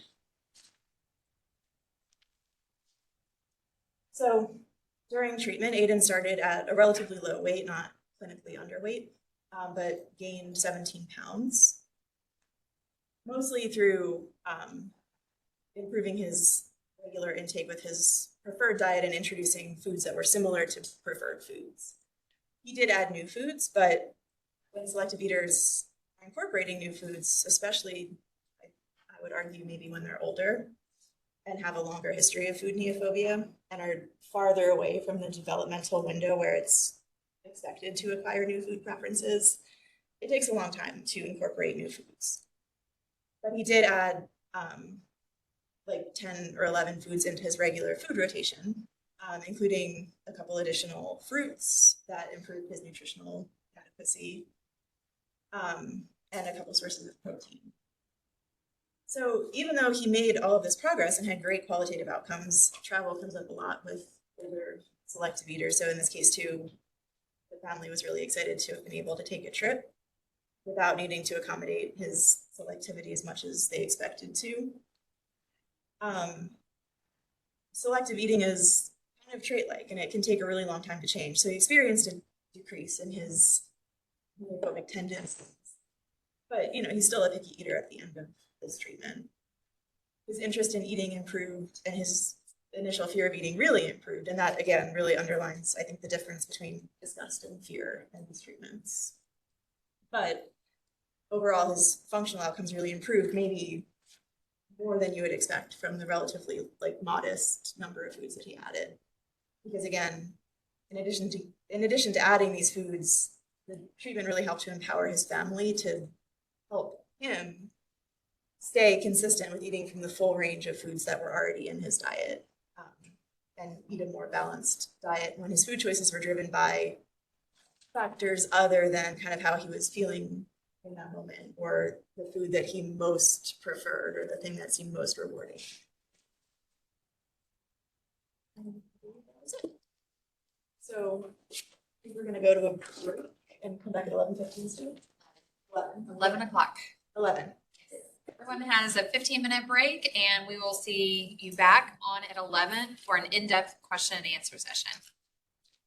Thank you.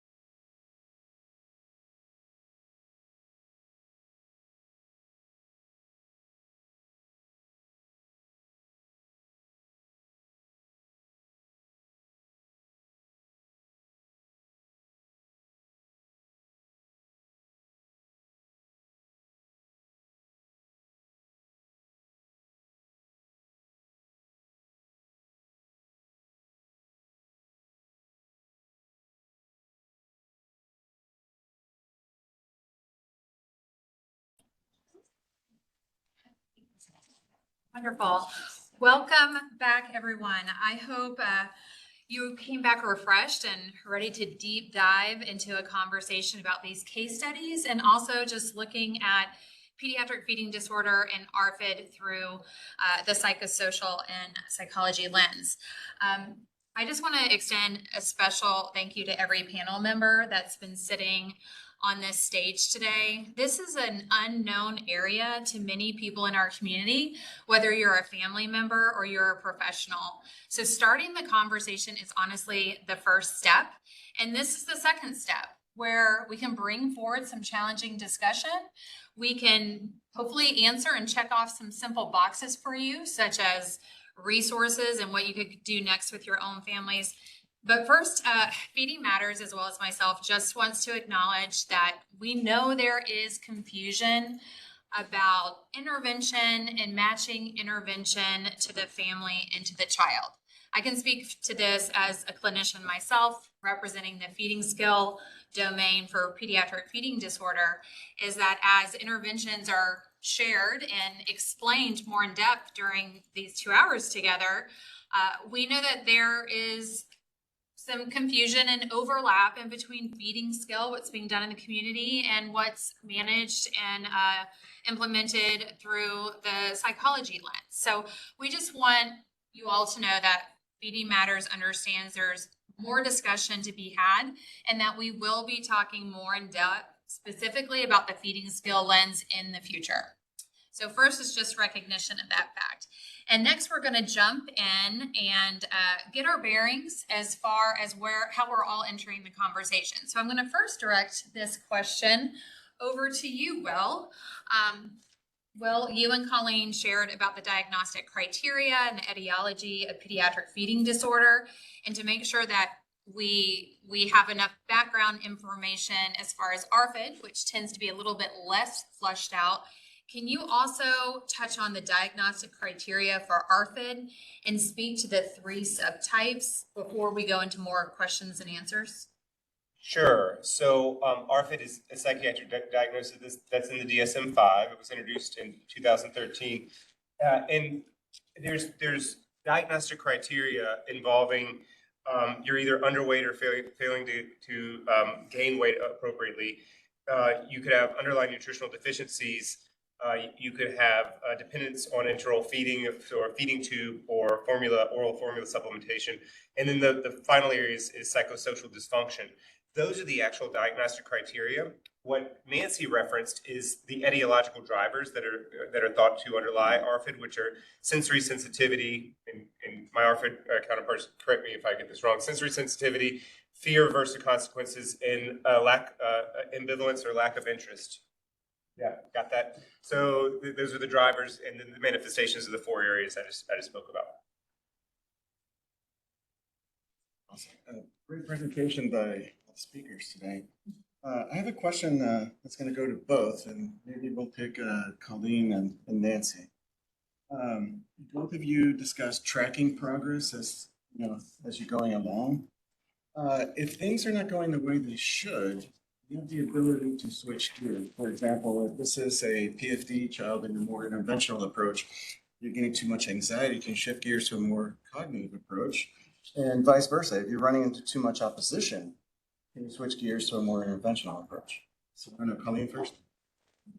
Richard, so I think one thing that is highlighted today is that the components of the interventions are very, very similar.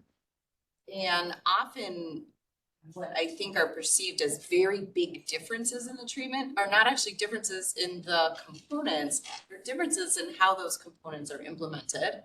A lot of times that has to do with age or cognitive status. So we're thinking about a 2 or a 3-year-old who's engaging in food refusal. The behavioral intervention is not working. It wouldn't shift to a cognitive strategy. But I would still re-examine what's going on. What is it that is making this intervention isn't working? And you saw the laundry list of behavioral components that we can incorporate into treatment. So a lot of times we'll shift through those components. We engage in a lot of reduction of demand over the course of therapy. So we're not entirely saying, forget it, this kid's never going to eat, we're done, but reducing the demand. think through all of this, the most important piece of this is talking to caregivers about their expectations for the outcome of treatment. Making sure that you're having those conversations with families and they're saying, but I really want him to eat steak. And then you're talking through, he's not quite ready. You can see, we're trying to do this intervention and we're not making any progress. We really do have to pull back, look at the distress that he's experiencing. This looks like anxiety to us. He's just not ready for age typical feeding. Let's pull this back and try to renegotiate. What she said. That was a great, that's the answer though, right? It's in terms of like you're doing, it's a sign that, that you need to reevaluate what is making where you thought the child was, ready to approach and they weren't ready, right? That's why you're getting kind of the oppositional behavior. You have to evaluate where is that coming from? Is it that the anxiety in the system has gone up and so there's more tension and so we need to give parent more tools, kid more tools? Is it that we're, as Colleen mentioned, moving too fast, parent goals not matching skill level? And so it is a sign that you need to kind of reevaluate and perhaps shift gears. But it oftentimes means, I love Colleen's term of lowering demand, it often means winding things back a little bit that you pushed forward when you. Would you ever switch gears by increasing demands? That's a great question. So it's really interesting. So I have a lot of thinking, and I have no answers in terms of my own kind of philosophies about kind of increasing demands in the context of ARFID relative to anorexia, because of the eating disorder field. Increasing demands in anorexia is kind of a well-worn path that has worked well in some respects, but certainly has worked well in terms of increasing weight. It is not done as well in terms of increasing cognitions, but that's kind of a story for another day. So I have, so in terms of increasing demands in ARFID when the child is already kind of anxious and fearful, you have to, right, so that they're medically safe, right? But I probably don't push as pushes forward, kind of full steam ahead as I do with an anorexic patient, for example, just because I think the learning histories are so different. So I don't know if that was really an answer. No, that's good. This goes back to what we were hearing in the chat and how to make those really complex decisions in real time and looking at how to interpret behavior versus communication and make that clear to families of what is a reasonable goal and expectation and what isn't the right fit at this time. So I'm going to go back to your case example with a specific question. One of our community members wanted to explore your video a little bit more in depth.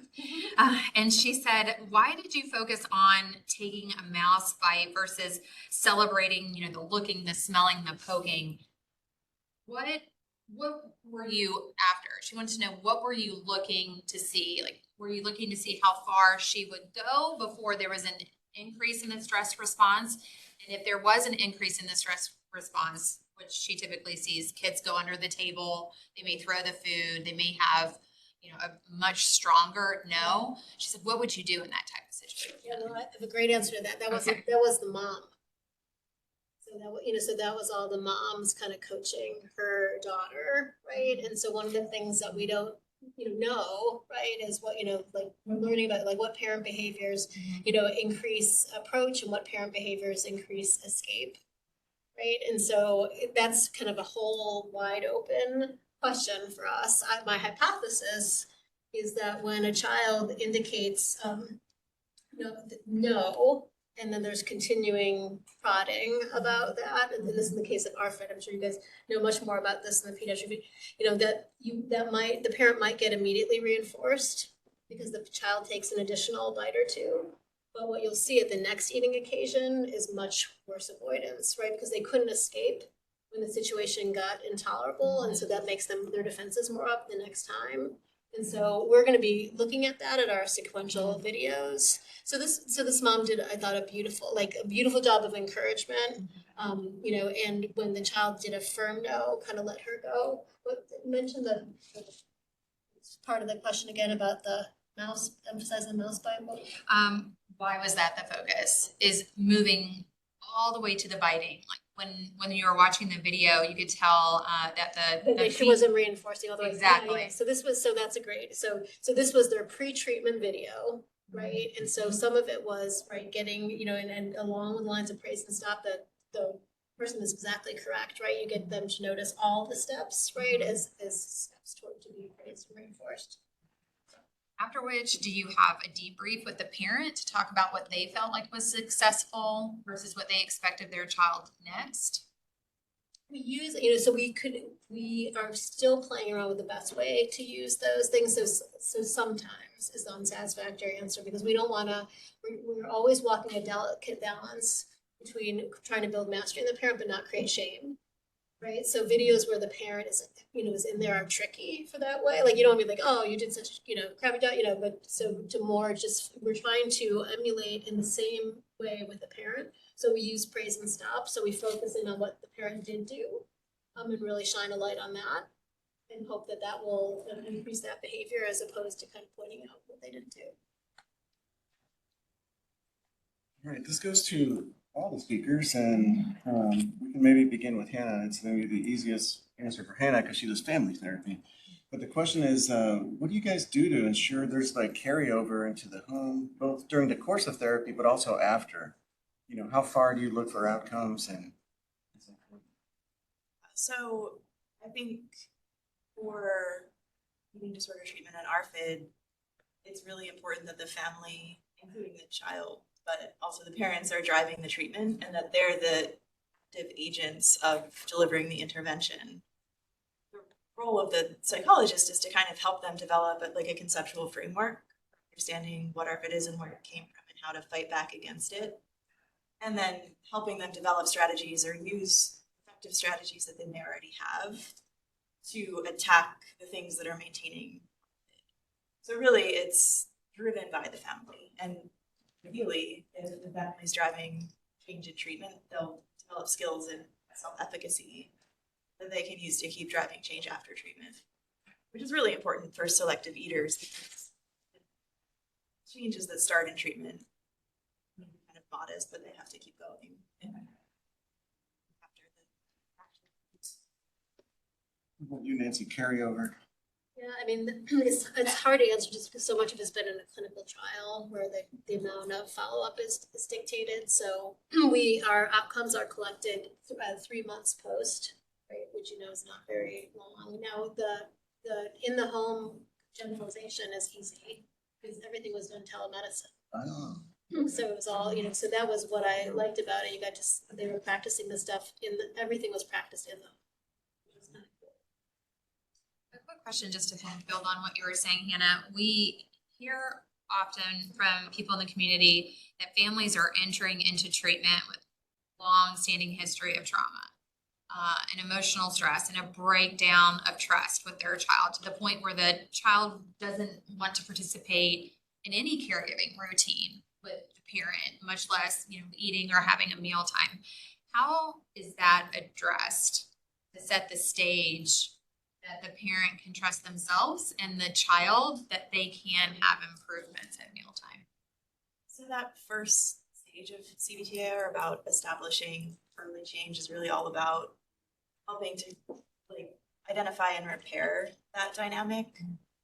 So I will say, many of the families of older kids that we see, especially ARFID presentations that either have a later age of onset, like fear-driven ARFID, or cases where maybe selective eating itself has been longstanding, but the consequences of it are more recent, don't necessarily have those really long histories of dysfunction in general, but they almost always have a lot of dysfunction around meals.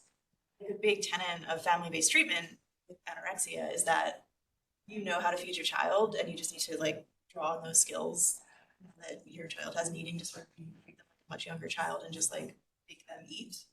That's super unrealistic for ARFID, because often these families have no idea how to feed their child, not because they lack skills, but because their child has a temperament and life experiences that are not typical when it comes to eating. So the normal parenting strategies that work for most people, probably your children in the family, aren't effective for that child. So it is a balance of like not disempowering parents, but like acknowledging that you can't just expect them to fix it themselves, basically. So a lot of scaffolding, a lot of teaching, like differential attention strategies. So starting really small, modest goals, giving the kid praise, attention, and tangible rewards for sitting at the table for 5 minutes and 10 minutes, depending on the age and how the child is. And starting with things that you know or that you expect they can do. So with introducing new foods, exposures and exploration and play are kind of happening outside the meal. Inside the meal, it's working with helping parents get their child to eat food that they know the child can eat because they've eaten it before. They have a history of eating. And we start wherever they are. So if the child is only eating cereal, first goal will just be eat cereal like you normally do, and you get lots of praise and attention for that, both child and parents. And then maybe tomorrow we'll add an extra bite of cereal to start working on volume. Or we'll add your cereal plus like 1 spoonful of the cereal that you used to eat but don't eat. So basically scaffolding. So Will, carry over to the home for your intensive PFD outpatient. Yeah, so, I think in general, the involvement of parents depends on the age and the developmental level. And I think that some of the work that Hannah, that I'm familiar with, it involves older kids who the role of parent might be a little bit different. But I think for both Colleen and my program, and in the intensive programs in the US, many of the parents are there all day long. So we're not a drop-off program. They come and they stay with us. They live with us for their admission. And it's really critical. So we know that the 2 major components of these intensive programs are structured introduction to food, oftentimes using behavioral intervention, and parent training to make sure the parents are empowered to assume ownership of the treatment when they go home. And so, parent training usually begins with psychoeducation when they first arrive in the clinic, followed by gradually introducing the parent to the room once we figure out the best way to help their child develop a more positive relationship with food, followed by home visits. So we, with technology the way it is, we were doing a lot of, we used to go to the home itself and visit, but now that we have WebEx and Zoom, we will watch the parent deliver care in their home via Zoom. And then we do have what we call a step down. So once you leave our intensive program, we're going to follow you for a certain period of time. Usually it's about 12 months, weekly or bi-weekly follow-up, really to make sure that parents maintain and can build upon those gains, because it's the parents, after all, who have to adopt the treatment. So we want to make sure they're fully empowered. Anything different, Colleen? Same, and then I'll add one more piece. I think that it is important to engage caregivers from the get-go, so before they even begin treatment. So through a process of orienting them to what the treatment is, having parents contributing to goals, making sure we're understanding what the parents' expectations are for the treatment, tempering those expectations if needed, and engaging them through the whole preparation process for the intervention. So lots of psychoeducation, lots of dyadic engagement and creating goals for the intervention. And then the importance of caregiver teaching during the intervention. As soon as a child starts to reach goals, we bring caregivers into the room so they're connected back to the therapy as quickly as possible, and then step down as Will described. Let me ask you a follow-up on that. So how often are you finding that maybe parents have their own mental health issues, either related or not related to the child issues, that then become a part of the child's problem? So how often are you referring parents to their own? I don't have an exact answer for how often, but I can say that we definitely assess for that as part of the psychosocial domain. So that psychosocial domain is not just about child qualities, but also about parental qualities and parent-child interaction.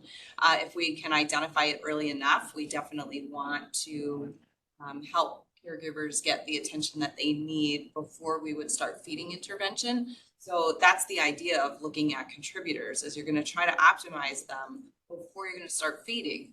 Because if the caregiver and the child already have this stress dynamic, it just doesn't feel right to further stress it with feeding therapy. But I think a lot of caregivers and referring providers look at it as entirely separate. So don't worry about this. Just make sure you go get that feeding treatment, whereas we're looking at that as a crucial part of the whole thing. And we want to optimize that before we're getting into intensive feeding treatments. Would you add on that? You know, I mean, very similarly, right, in that initial component where we're having the parent kind of do the self-reflection piece is when we kind of become appraised of their own mental health things and that needs warrants intervention before, or at least alongside what's going on, feeding depending on severity. It sounds to me that the family's own, psychological support is such a key factor in whether or not the child's going to make optimal progress. But we know that a majority of our families are being served out of the context of a multidisciplinary treatment team. We just don't have the luxury of psychological services or multidisciplinary assessments. So considering that context, what advice would you give to our providers, our nurse practitioners, our GIs, our feeding skill OTs and SLPs, and social work, all the other people that are working with these kids in the community, if they do not have strong psychosocial or psychological support? What should we expect for our kids? You can answer that a couple. Yes. So I would say, so one thing that we have implemented is just an online support group, right? For kind of, and it's not just for people in our program, it's for people. And it's organized by age, not by diagnosis. And so it ends up being kind of an interesting experience because you've got parents who have a kid with anorexia, with ARFID, and there's things that they learn from each other. But I have found, and I'd be curious to hear, the majority of my parents, they belong to numerous social media groups, kind of advice and support, which has its goods and bads about and that sort of thing. I think what it helps with is kind of the shame. I think it helps with the self-blame. I think it helps with the ideas and all that sort of thing. And so I think that has way more benefits than and I think bad information, there's enough really, and bad information gets shut down, I think, or misinformation, I should say, not bad. I think it's important to recognize that psychosocial support in community settings is suboptimal. We don't have enough. I mean, we were really impressed with how many psychologists signed up today. I think it was 35. So, I know most of the, I think I know most of the people, and that's sad if I know most of the people that are the psychologists in the nation doing this work. So I think with Feeding Matters, our work together has really been about figuring out ways we can empower the community, and I think that's our journey moving forward. Because we can say, they should go to these intensive programs where there's only 16 of them, and they're like you can't access them. So I think there's a lot of work to do, is what I would say. I don't think there's a solution. There's just a lot of work that needs to be done.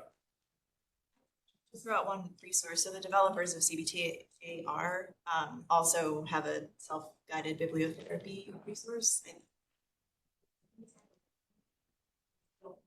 Overcoming picky eating. So, most of these families probably need more than that, but that is at least something. Very helpful. Colleen, do you have anything you want to share? We get this question a lot when we give talks as multidisciplinary teams, and we really are just encouraging practitioners to practice through a multidisciplinary lens. So even if you don't have all of those parts and pieces available to you, knowing what to look for and then pointing families in the direction of those specialists. And then the second component of that, though, is helping caregivers and supporting caregivers in being their own care coordinators, because the practitioners you're referring out to don't know to communicate back to each other. We have trouble with this in our own institution when we refer out for care. And so helping families understand you are going to have to take the information you got from your gastroenterologist and then take that back to your feeding therapist, and encouraging feeding therapists to ask families about, well, what did you learn when you went to your visit there? Because families, this is an extra burden on them to then have to be their child's care coordinator. Most of them already are doing that, and it's stressful. And then we're going to add that one more piece to it. So really coaching families. And then finally, as single discipline providers, being very aware of all of the different forms of feeding therapy. because our families are out there consuming them because they're gonna grab whatever is most available, and just helping them understand what they can expect when they get there. One for Hannah. So, trying to keep with bringing in the right patient to the right therapy at the right time. What kind of screening do you do for your patient to be able to succeed, especially when you're running into patients that have failed at other places multiple times? The PFD side has more, multi-component kind of screening, but if you're on your own as far as like medical or skill and nutritional, what are your resources there? Well, I should clarify that I'm not on my own. I work for a intensive treatment program, so we do have like a medical evaluation process and a medical history review. It's great, but if you are on your own, the eating disorder people who work on ARFID published a consensus statement in 2019 that basically recommended, and it's probably not perfect and not enough, but for outpatient ARFID referrals, kind of the minimum screening that we recommend is that patients visit their CP prior to treatment, get their weight checked, get lab work done to identify any nutritional deficiencies. And basically just make sure that they're medically stable for outpatient treatment and don't need care for malnutrition. And B, hopefully identify medical problems that might be currently maintaining selective eating. So things like reflux, ulcers. We do have the benefit, like in the population I work with, of the kids being mostly able to articulate their experiences, which isn't the case for younger kids or kids with developmental delays. But definitely, a doctor has laid eyes on them recently. Come in for treatment, taking a really thorough history, identifying their feeding development, making sure as much as we can as psychologists that their feeding skills are age appropriate, which they may not be. I mean, I've had like adult ARFID patients who don't eat a lot of crunchy foods, and so they're kind of uncomfortable with that. I wouldn't call it a skills deficit, but they're not very confident in their skills. So it's definitely worth considering. And then taking a pretty thorough diet history, like a food recall. So really doing as much as you can to identify like what foods are in their diet to get a sense of their nutritional adequacy, because most primary care providers and pediatricians aren't super comfortable with nutrition, and a lot of patients don't have access to a dietitian. So if you don't have someone like that working with you, at least seeing if there are any food groups. Anything to add, Nancy, from your practice? I mean, I will say that we're trying to work on assessment pathways, right? So it's about making sure that we've got just better screening. You and I have talked about this too, right? Like, what are some indicators, right, that the feeding skills are not optimal? So we're kind of we're missing something in these kids who just, for whatever, they were good enough that they bypassed resources. And how do we have better ways of identifying them? I think, to me, that's like the most important area for our fields to integrate better is assessment pathways for referral. For you guys over here, as a non-psychologist listening to all the talks, over here I heard a lot about function. Over there I heard a lot about emotions. Obviously that shapes the therapy, which in turn is probably guided by your different patient populations and ages. But in what way do you guys bring in addressing the emotional stuff, maybe shading a little bit into the cognitive side of the world while you're doing interventional therapy? A lot depends on the age of the child. Crying in a very young child can be indicative of a lot of different things internally, lots of different things. And so being thoughtful about everything that's going on in the situation. So we do spend a lot of time thinking about why children are crying in my program. They miss their nap. Are they too hungry? Did we overdo it with appetite manipulation? Is it a Tuesday? Did they not sleep? You know, and so we are constantly aware of that. As a matter of fact, I think it's more challenging to work with the distress in the young child than it is in an older child who can explain to you what is the thing that they are distressed about. This is this mixed bag. And so we spend a lot of time with the younger children with their caregivers. You know them best. What do you think he's crying about? And sometimes it's because he has to go into feeding therapy. A lot of times there are all of these other factors that the caregivers know best.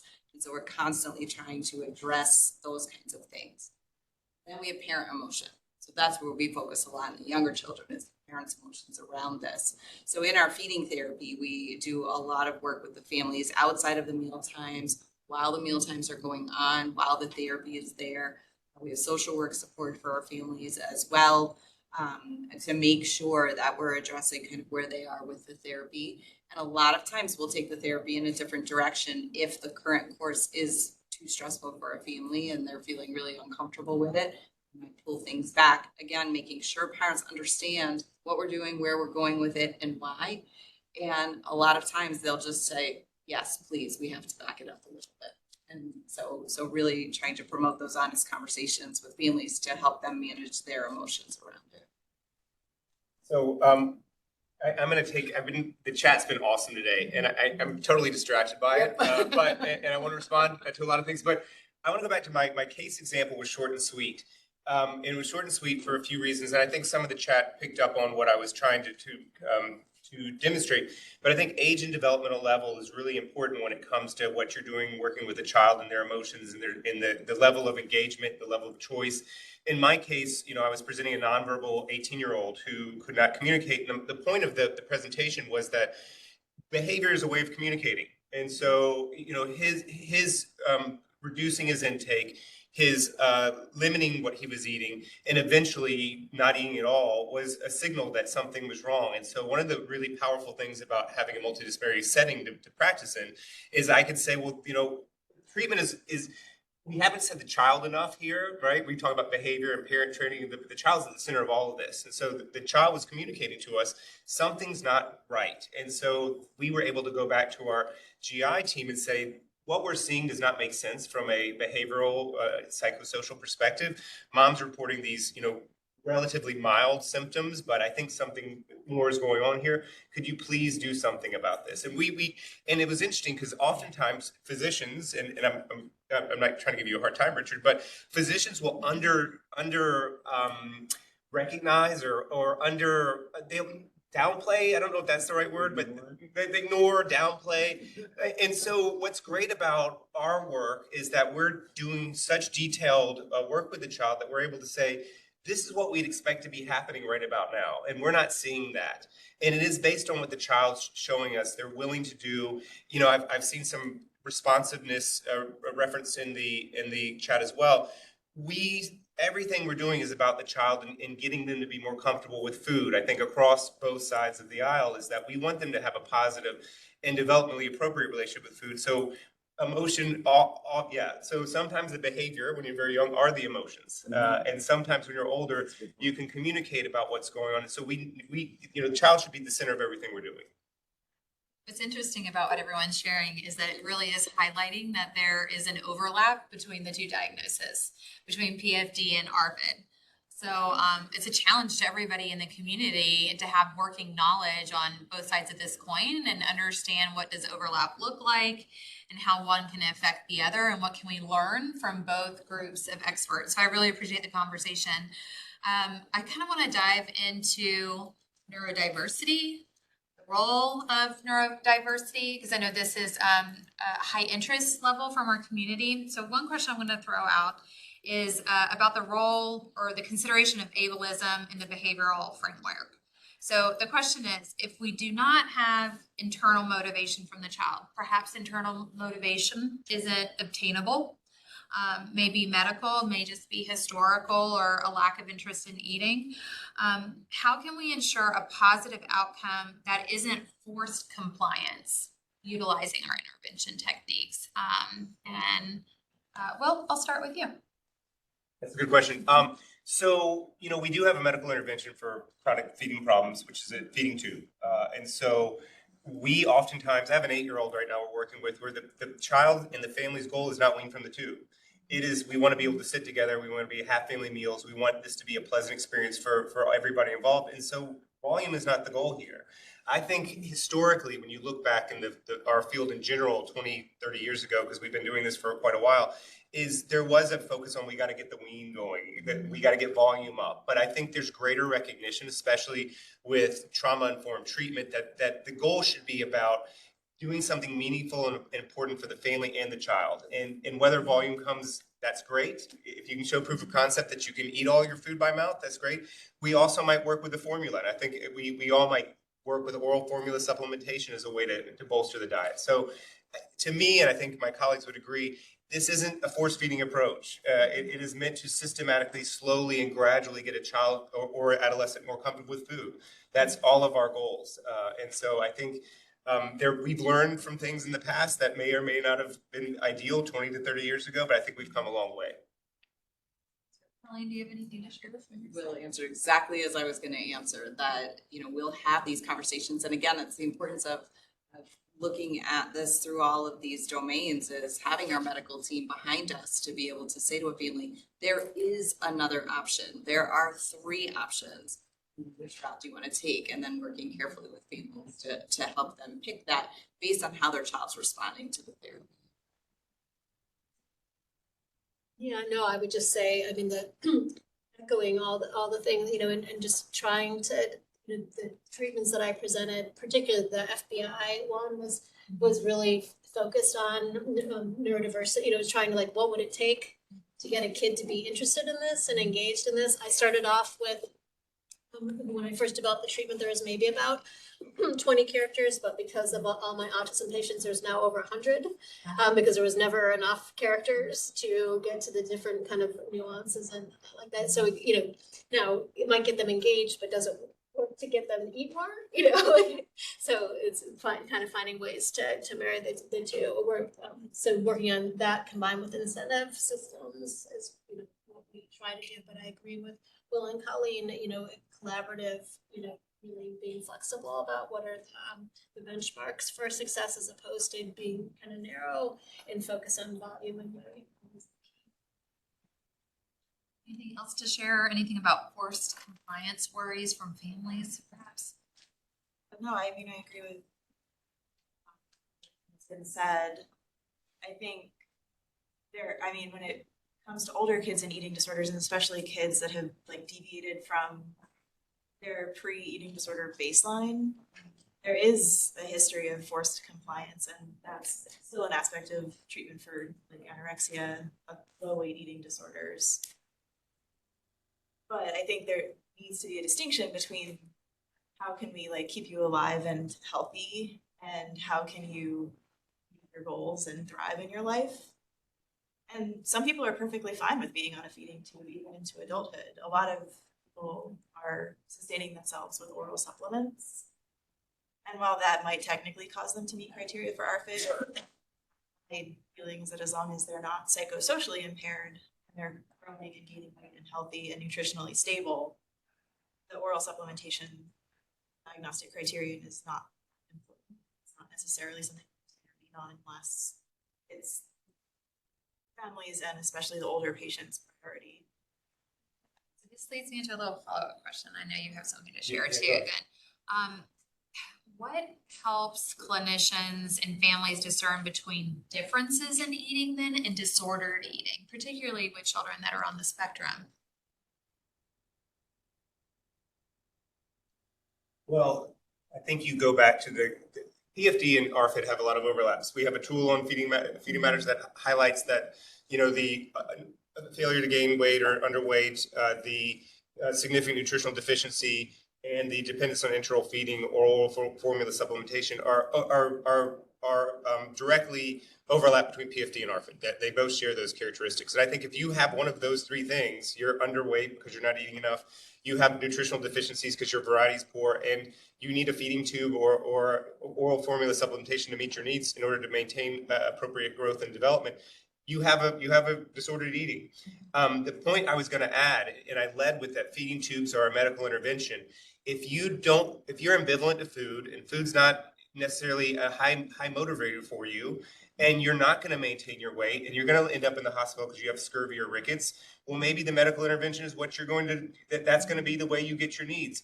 For kids and adolescents and adults who want to, like, they don't want to have a feeding tube because it's stigmatizing, or they don't want to have something coming out of their stomach.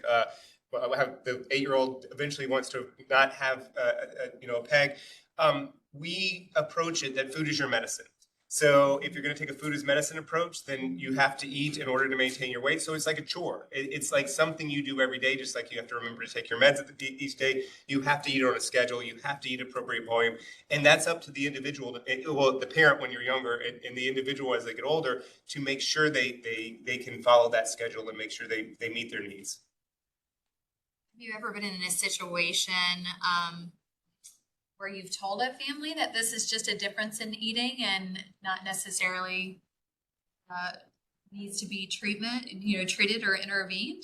Do you have those conversations in your practice?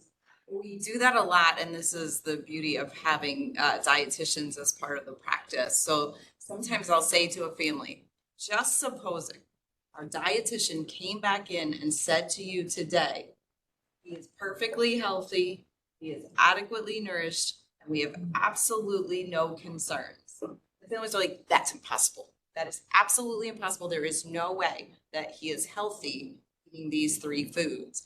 Then we do our whole assessment, provide that information to the family, right? That's what's missing. Families don't have this information. They feel that they're not adequately nourished.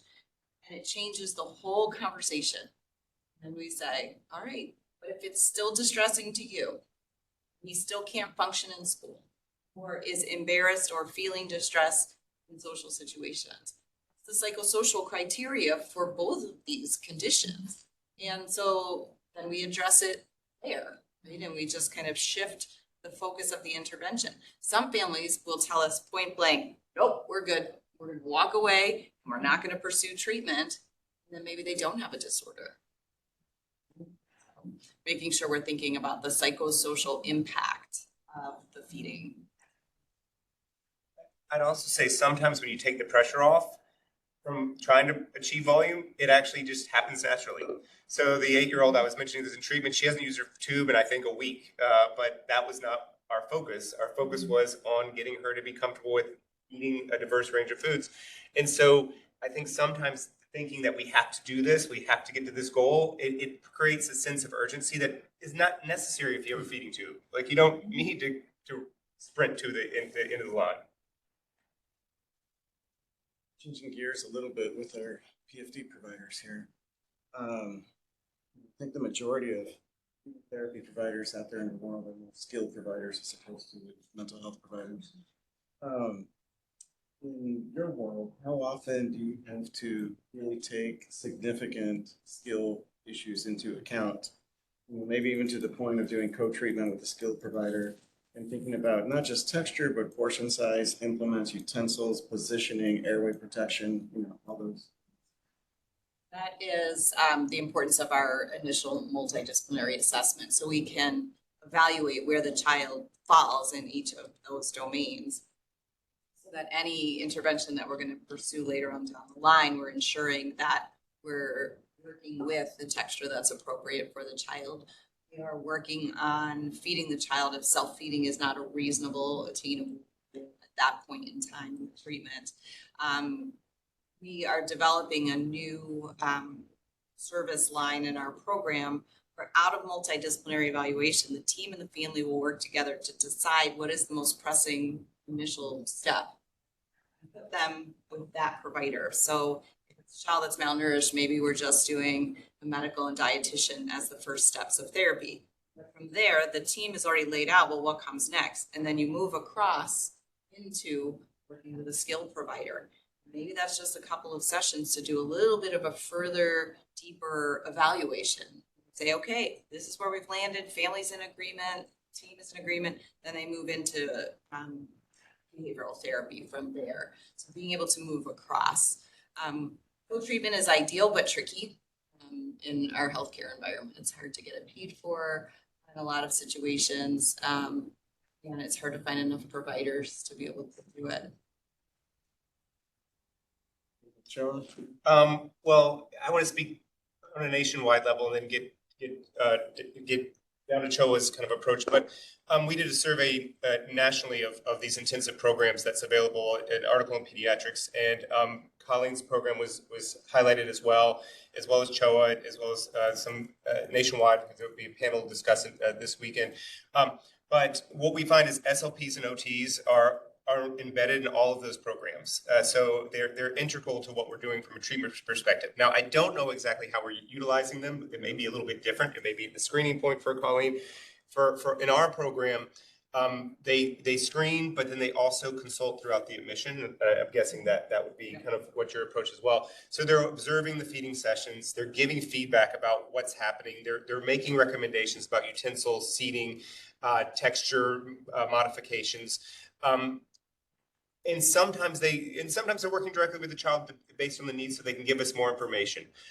We use a tech-based model so that the techs who are delivering the actual intervention are being overseen by the multidisciplinary team, oftentimes led by the psychologist, but educated and informed by the SLP and OTs.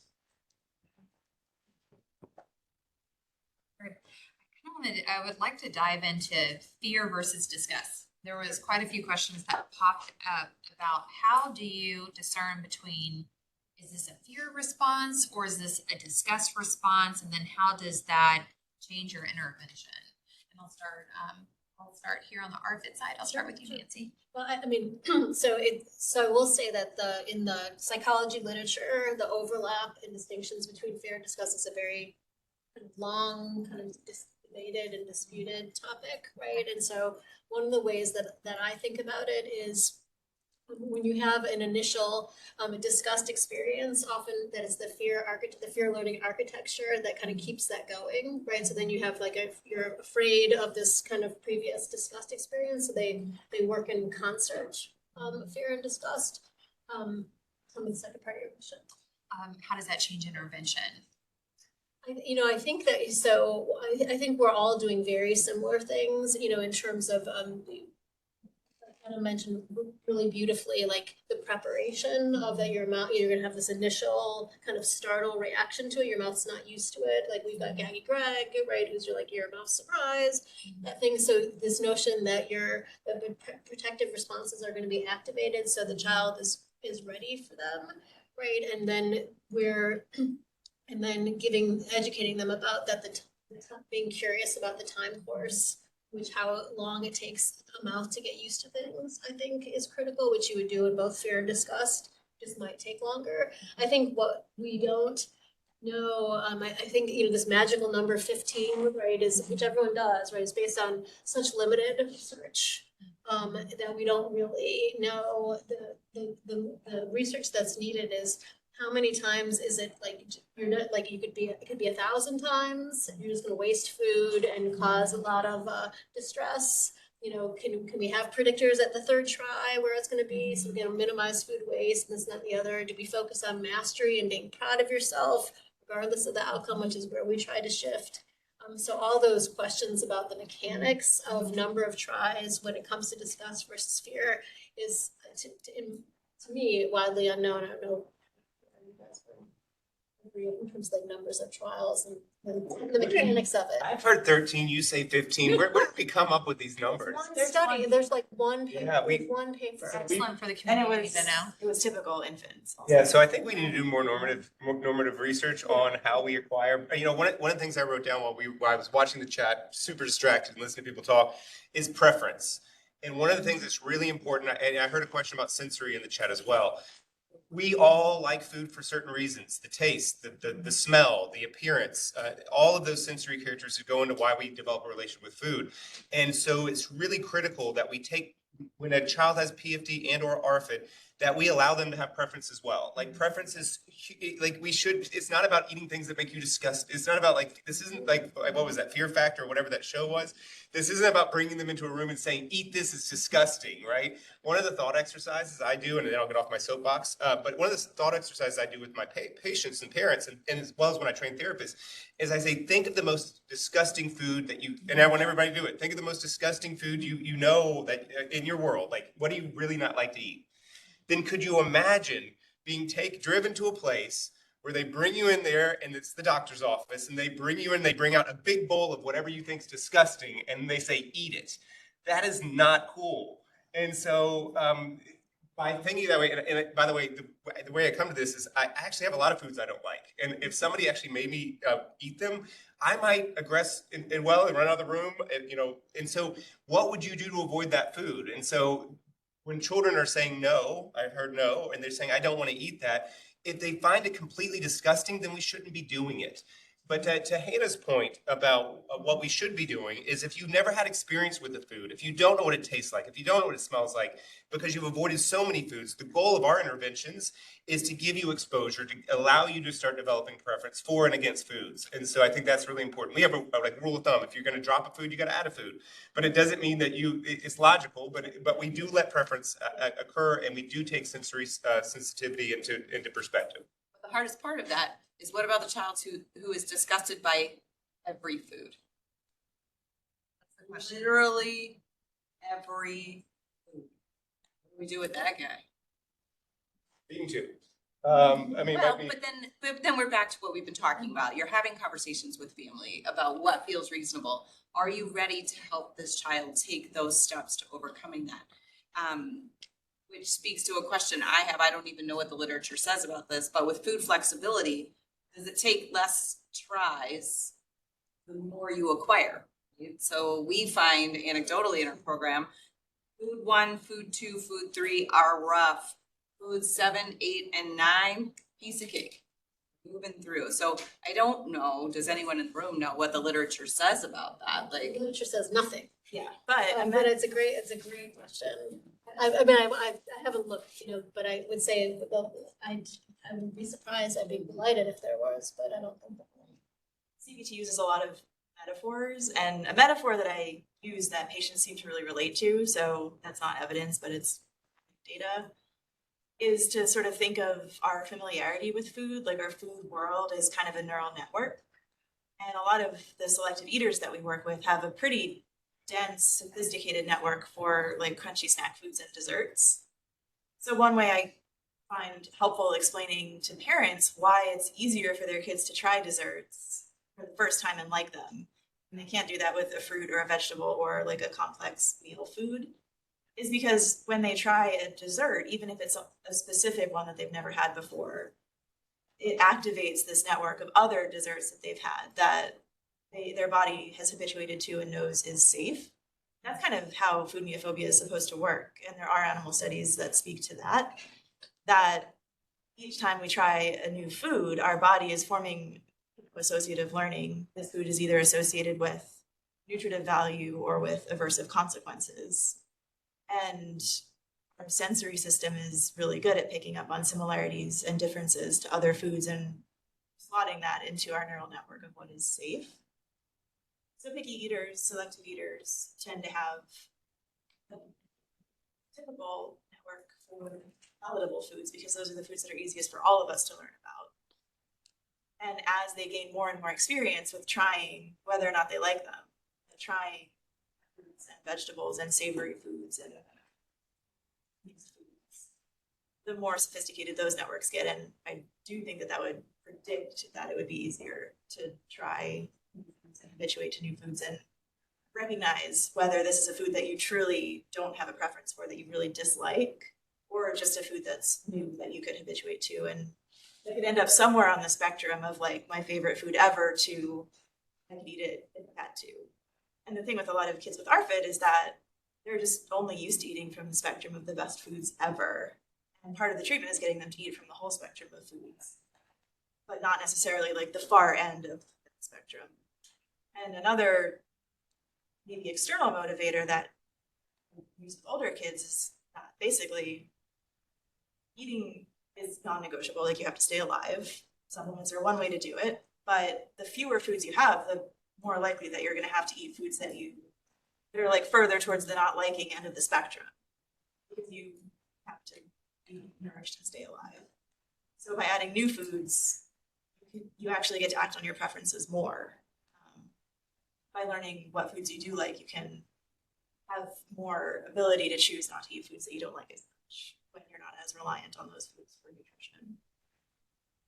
I'm touching on the role of the internal motivation again, and I'm wondering, I'm just curious, when you look at the 3 subtypes of ARFID, do you find there are certain combinations of kids that are able to have success more easily? What is, or are you needing to anchor your discussions to families back to those 3 subtypes to give them an idea of what to expect as far as progress for kids that just do not have an interest in food? Do you find it's much more difficult to make progress for children that have the sensory sensitivities? I mean, because of the overall, so we create incentive system, there's no, we create incentive systems for all the kids, and that they help design and what is incentivized, right, might differ depending on what is the different kind of motivations, right? So, just like, I think Colleen would, if we're working on a volume goal, right, that's gonna be incentivized, more than a variety goal for, and so what changes is kind of how high do you have to ratchet up the incentives to get a customer? And that's their, prior parent learning history. I mean, in the research on the older kids, there's some evidence that sensory sensitivity was less responsive in the first year and fear kind of after that. There's no data in younger kids with ARFID about predictors of treatment outcome and in terms of what takes longer. So it's a great question. I have a 2-parter maybe for all the panelists. How do you screen for, or how often are you finding whatever the impediments you're running into, whether it's like fear, anxiety, behavior, may actually fall into the need for psychiatric intervention? So at what point were you finding need for SSRIs, mirtazapine, other adjunctive therapies? Oh, I was just gonna say, we're assessing all along the way. So, right, we've hammered home the need to look at these as contributors ahead of time, but you often don't see it right from the get-go, right? A one-time initial evaluation that's focused on feeding behavior doesn't always yield that. We touch on it, we make sure we're incorporating that as part. So the documentation starts there, saw some signs of.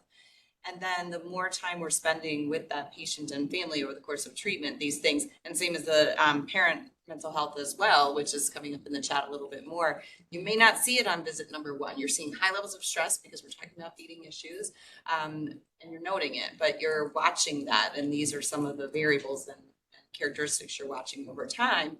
And then sometimes we'll start intervention.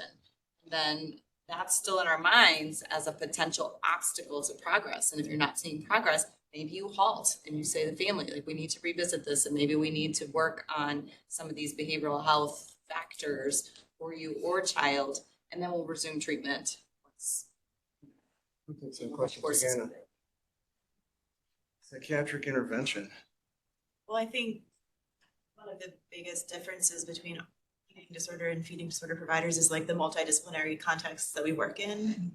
So when we work with physicians, they tend to be psychiatrists or adolescent medicine providers mostly, not GI doctors, which is more common.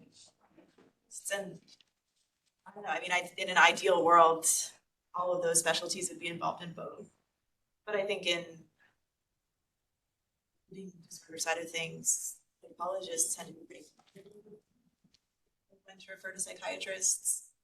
Often the indication is like if anxiety is just like too great for the child to engage in treatment, maybe getting back to that motivation question, and maybe an SSRI to take the edge off the anxiety so that they can participate is helpful. With appetite ARFID and Colleen's talk about stimulating appetite, that's important for ARFID too, and some psychiatric medications are kind of prescribed off-label for that, like olanzapine is prescribed to help kids just eat more. Kind of follow up, I can ask Will and Nancy. So if you're thinking about on to regarding psychiatry, sometimes we have these families that are kind of frozen in place by the potential stigma of thinking about this more as a mental disorder, a mental health problem. Is there a way of kind of moving past that with families?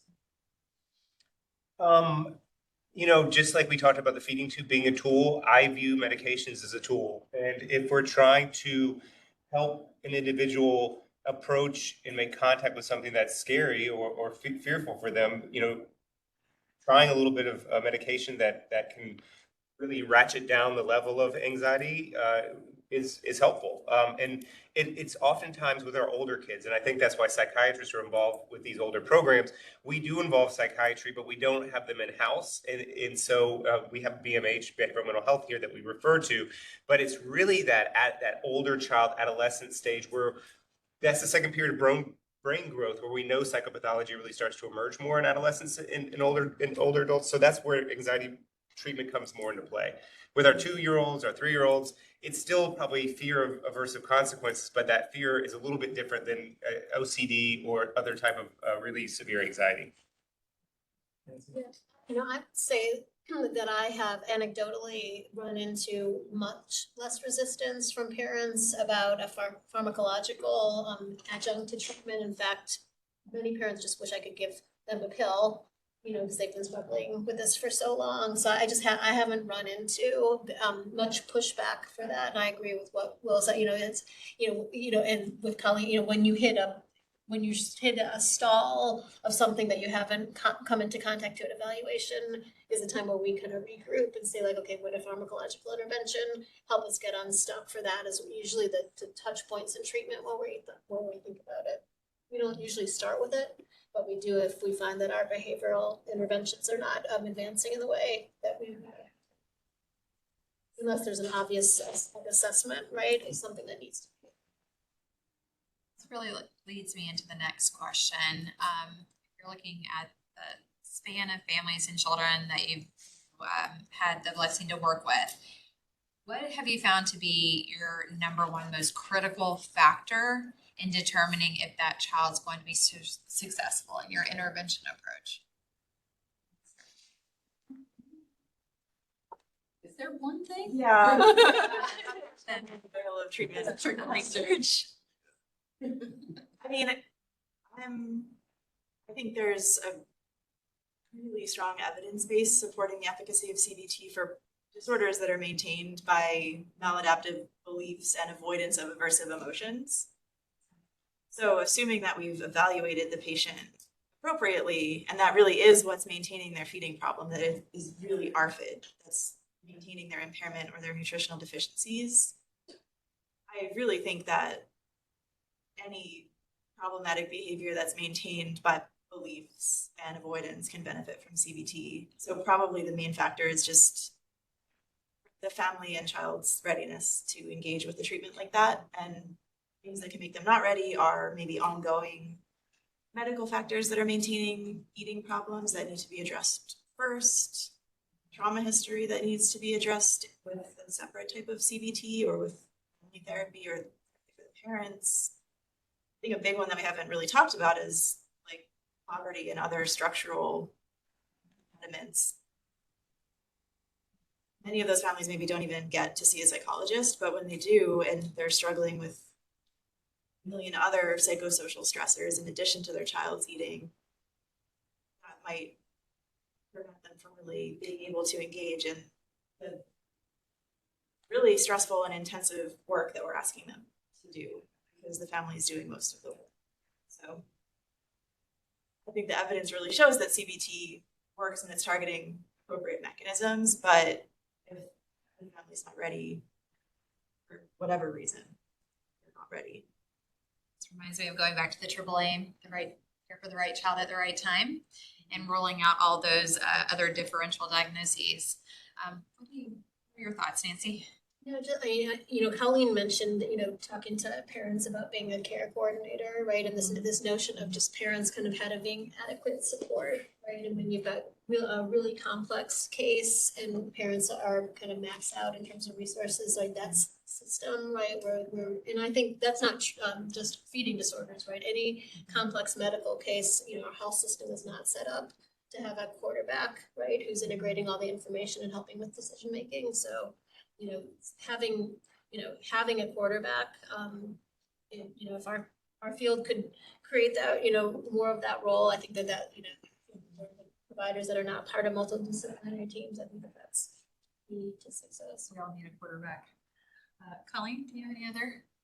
I would say clinicians ensuring that parents are understanding what they're embarking upon. So when they start treatment, making sure that families keep harping on expected outcomes. But we find so often, even with everything we keep putting in place to optimize the information we're providing to families, they get to the end of the treatment and they're like, I'm not doing this at home. Gosh, I've been working with you for 4 weeks and we're on the same page.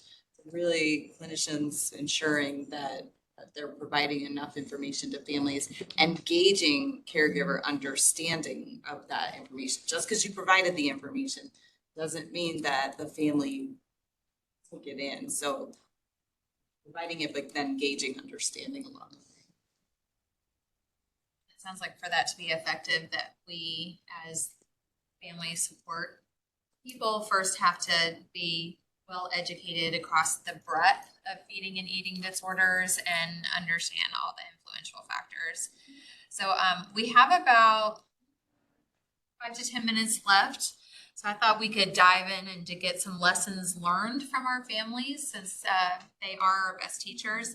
If you're comfortable, let's dive into a treatment failure. What was one of a story that you can share of a learning opportunity from working with a child and a family? Start with you, Will. Yeah, that's great. No, I think one of the reasons that it's really important for us to be engaging the eating disorders field in general is because we were getting a lot of teenagers with ARFID showing up at our front door, and our toolbox was based on 2-year-olds. So I think early on, if you're asking me what I wasn't good at working with older children and adolescents. I think we've gotten a whole heck of a lot better, especially with the 8 to 12-year-old range. But I think early on, if I look back, I remember because a lot of the kids who are younger with PFD who are coming to our treatment for not eating have severe developmental or medical conditions, and that made sense to us. But when we started getting to the older kids who they could eat, they could feed themselves, there were other things that were outside of what we're normally seeing with our younger kids. We weren't as good at that, and I think we're much better now. So I can think of a lot of kids who we didn't do optimal care because we didn't know what we didn't know. What are some of the differences that helped you improve the care of those children? You have to talk to them a lot more. So let's be honest, like when you're working with an infant, like, the communication's a lot more limited. One of the things I wrote down about Nancy and I know, and Hannah, I've worked with her as well. They do a lot more. Your toolbox, the things that you showed in terms of what the psychoed, the support you're giving to older children and families is a lot more robust than what we're with our infants and our young children. We're still giving them supports, but it's a little different.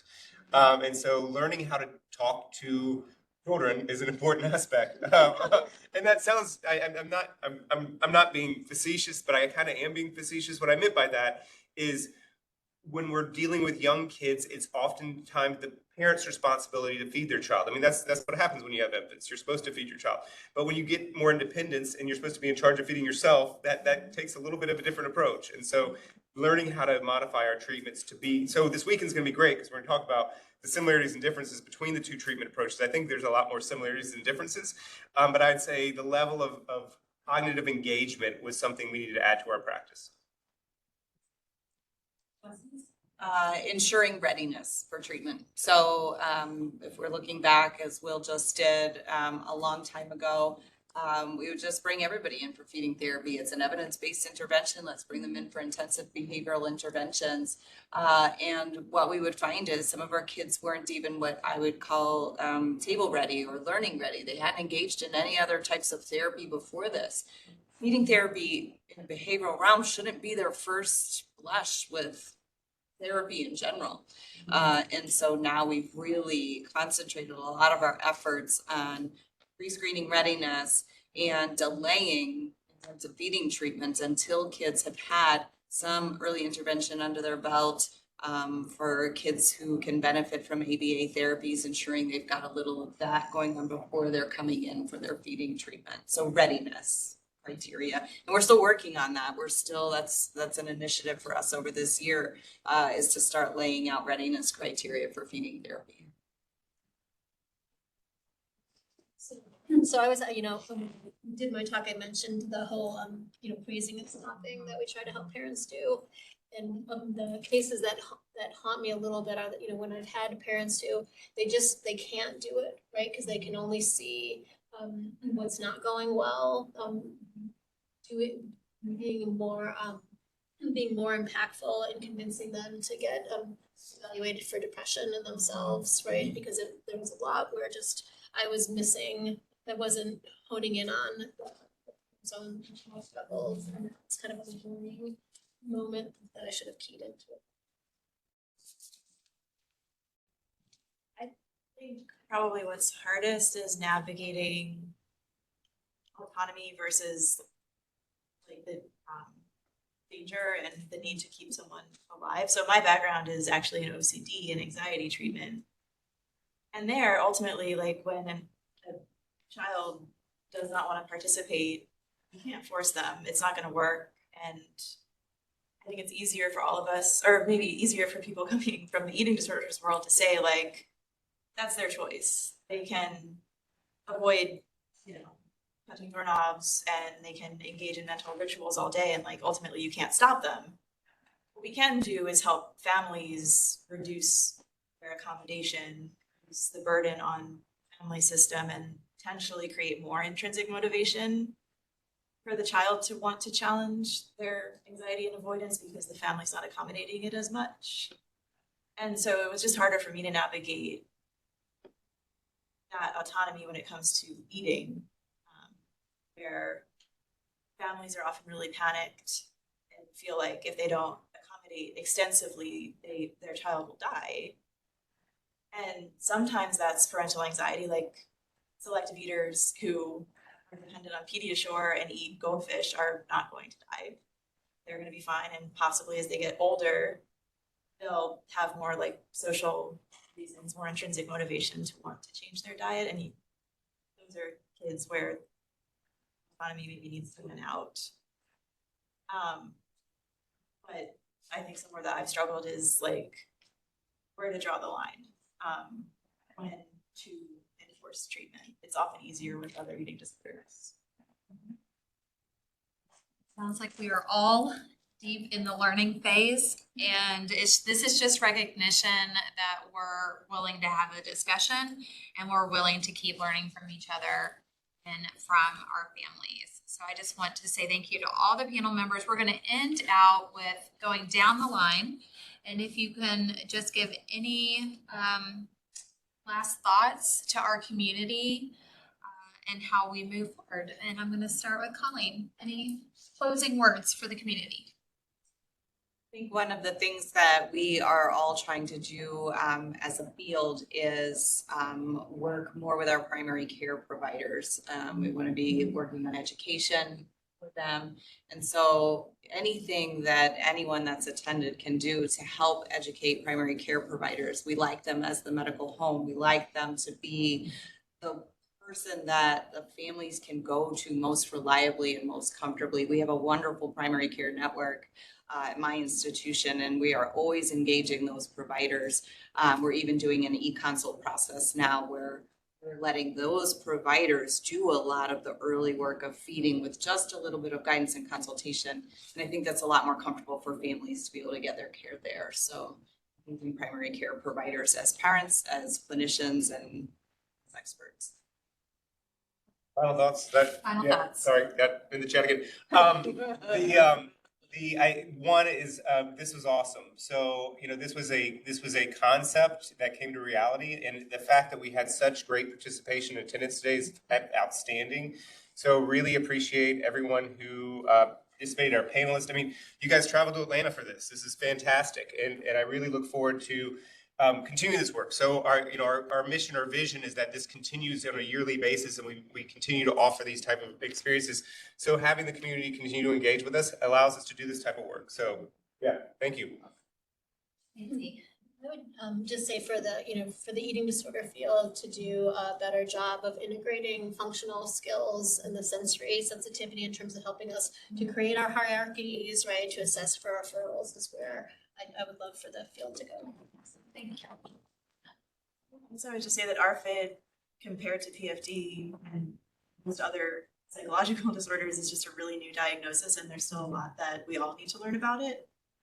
I think the thing that I've been thinking the most about is how can we refine the ARFID diagnostic criteria to be a little bit more helpful and more descriptive. Nancy brought up the subtypes or the presentations of ARFID.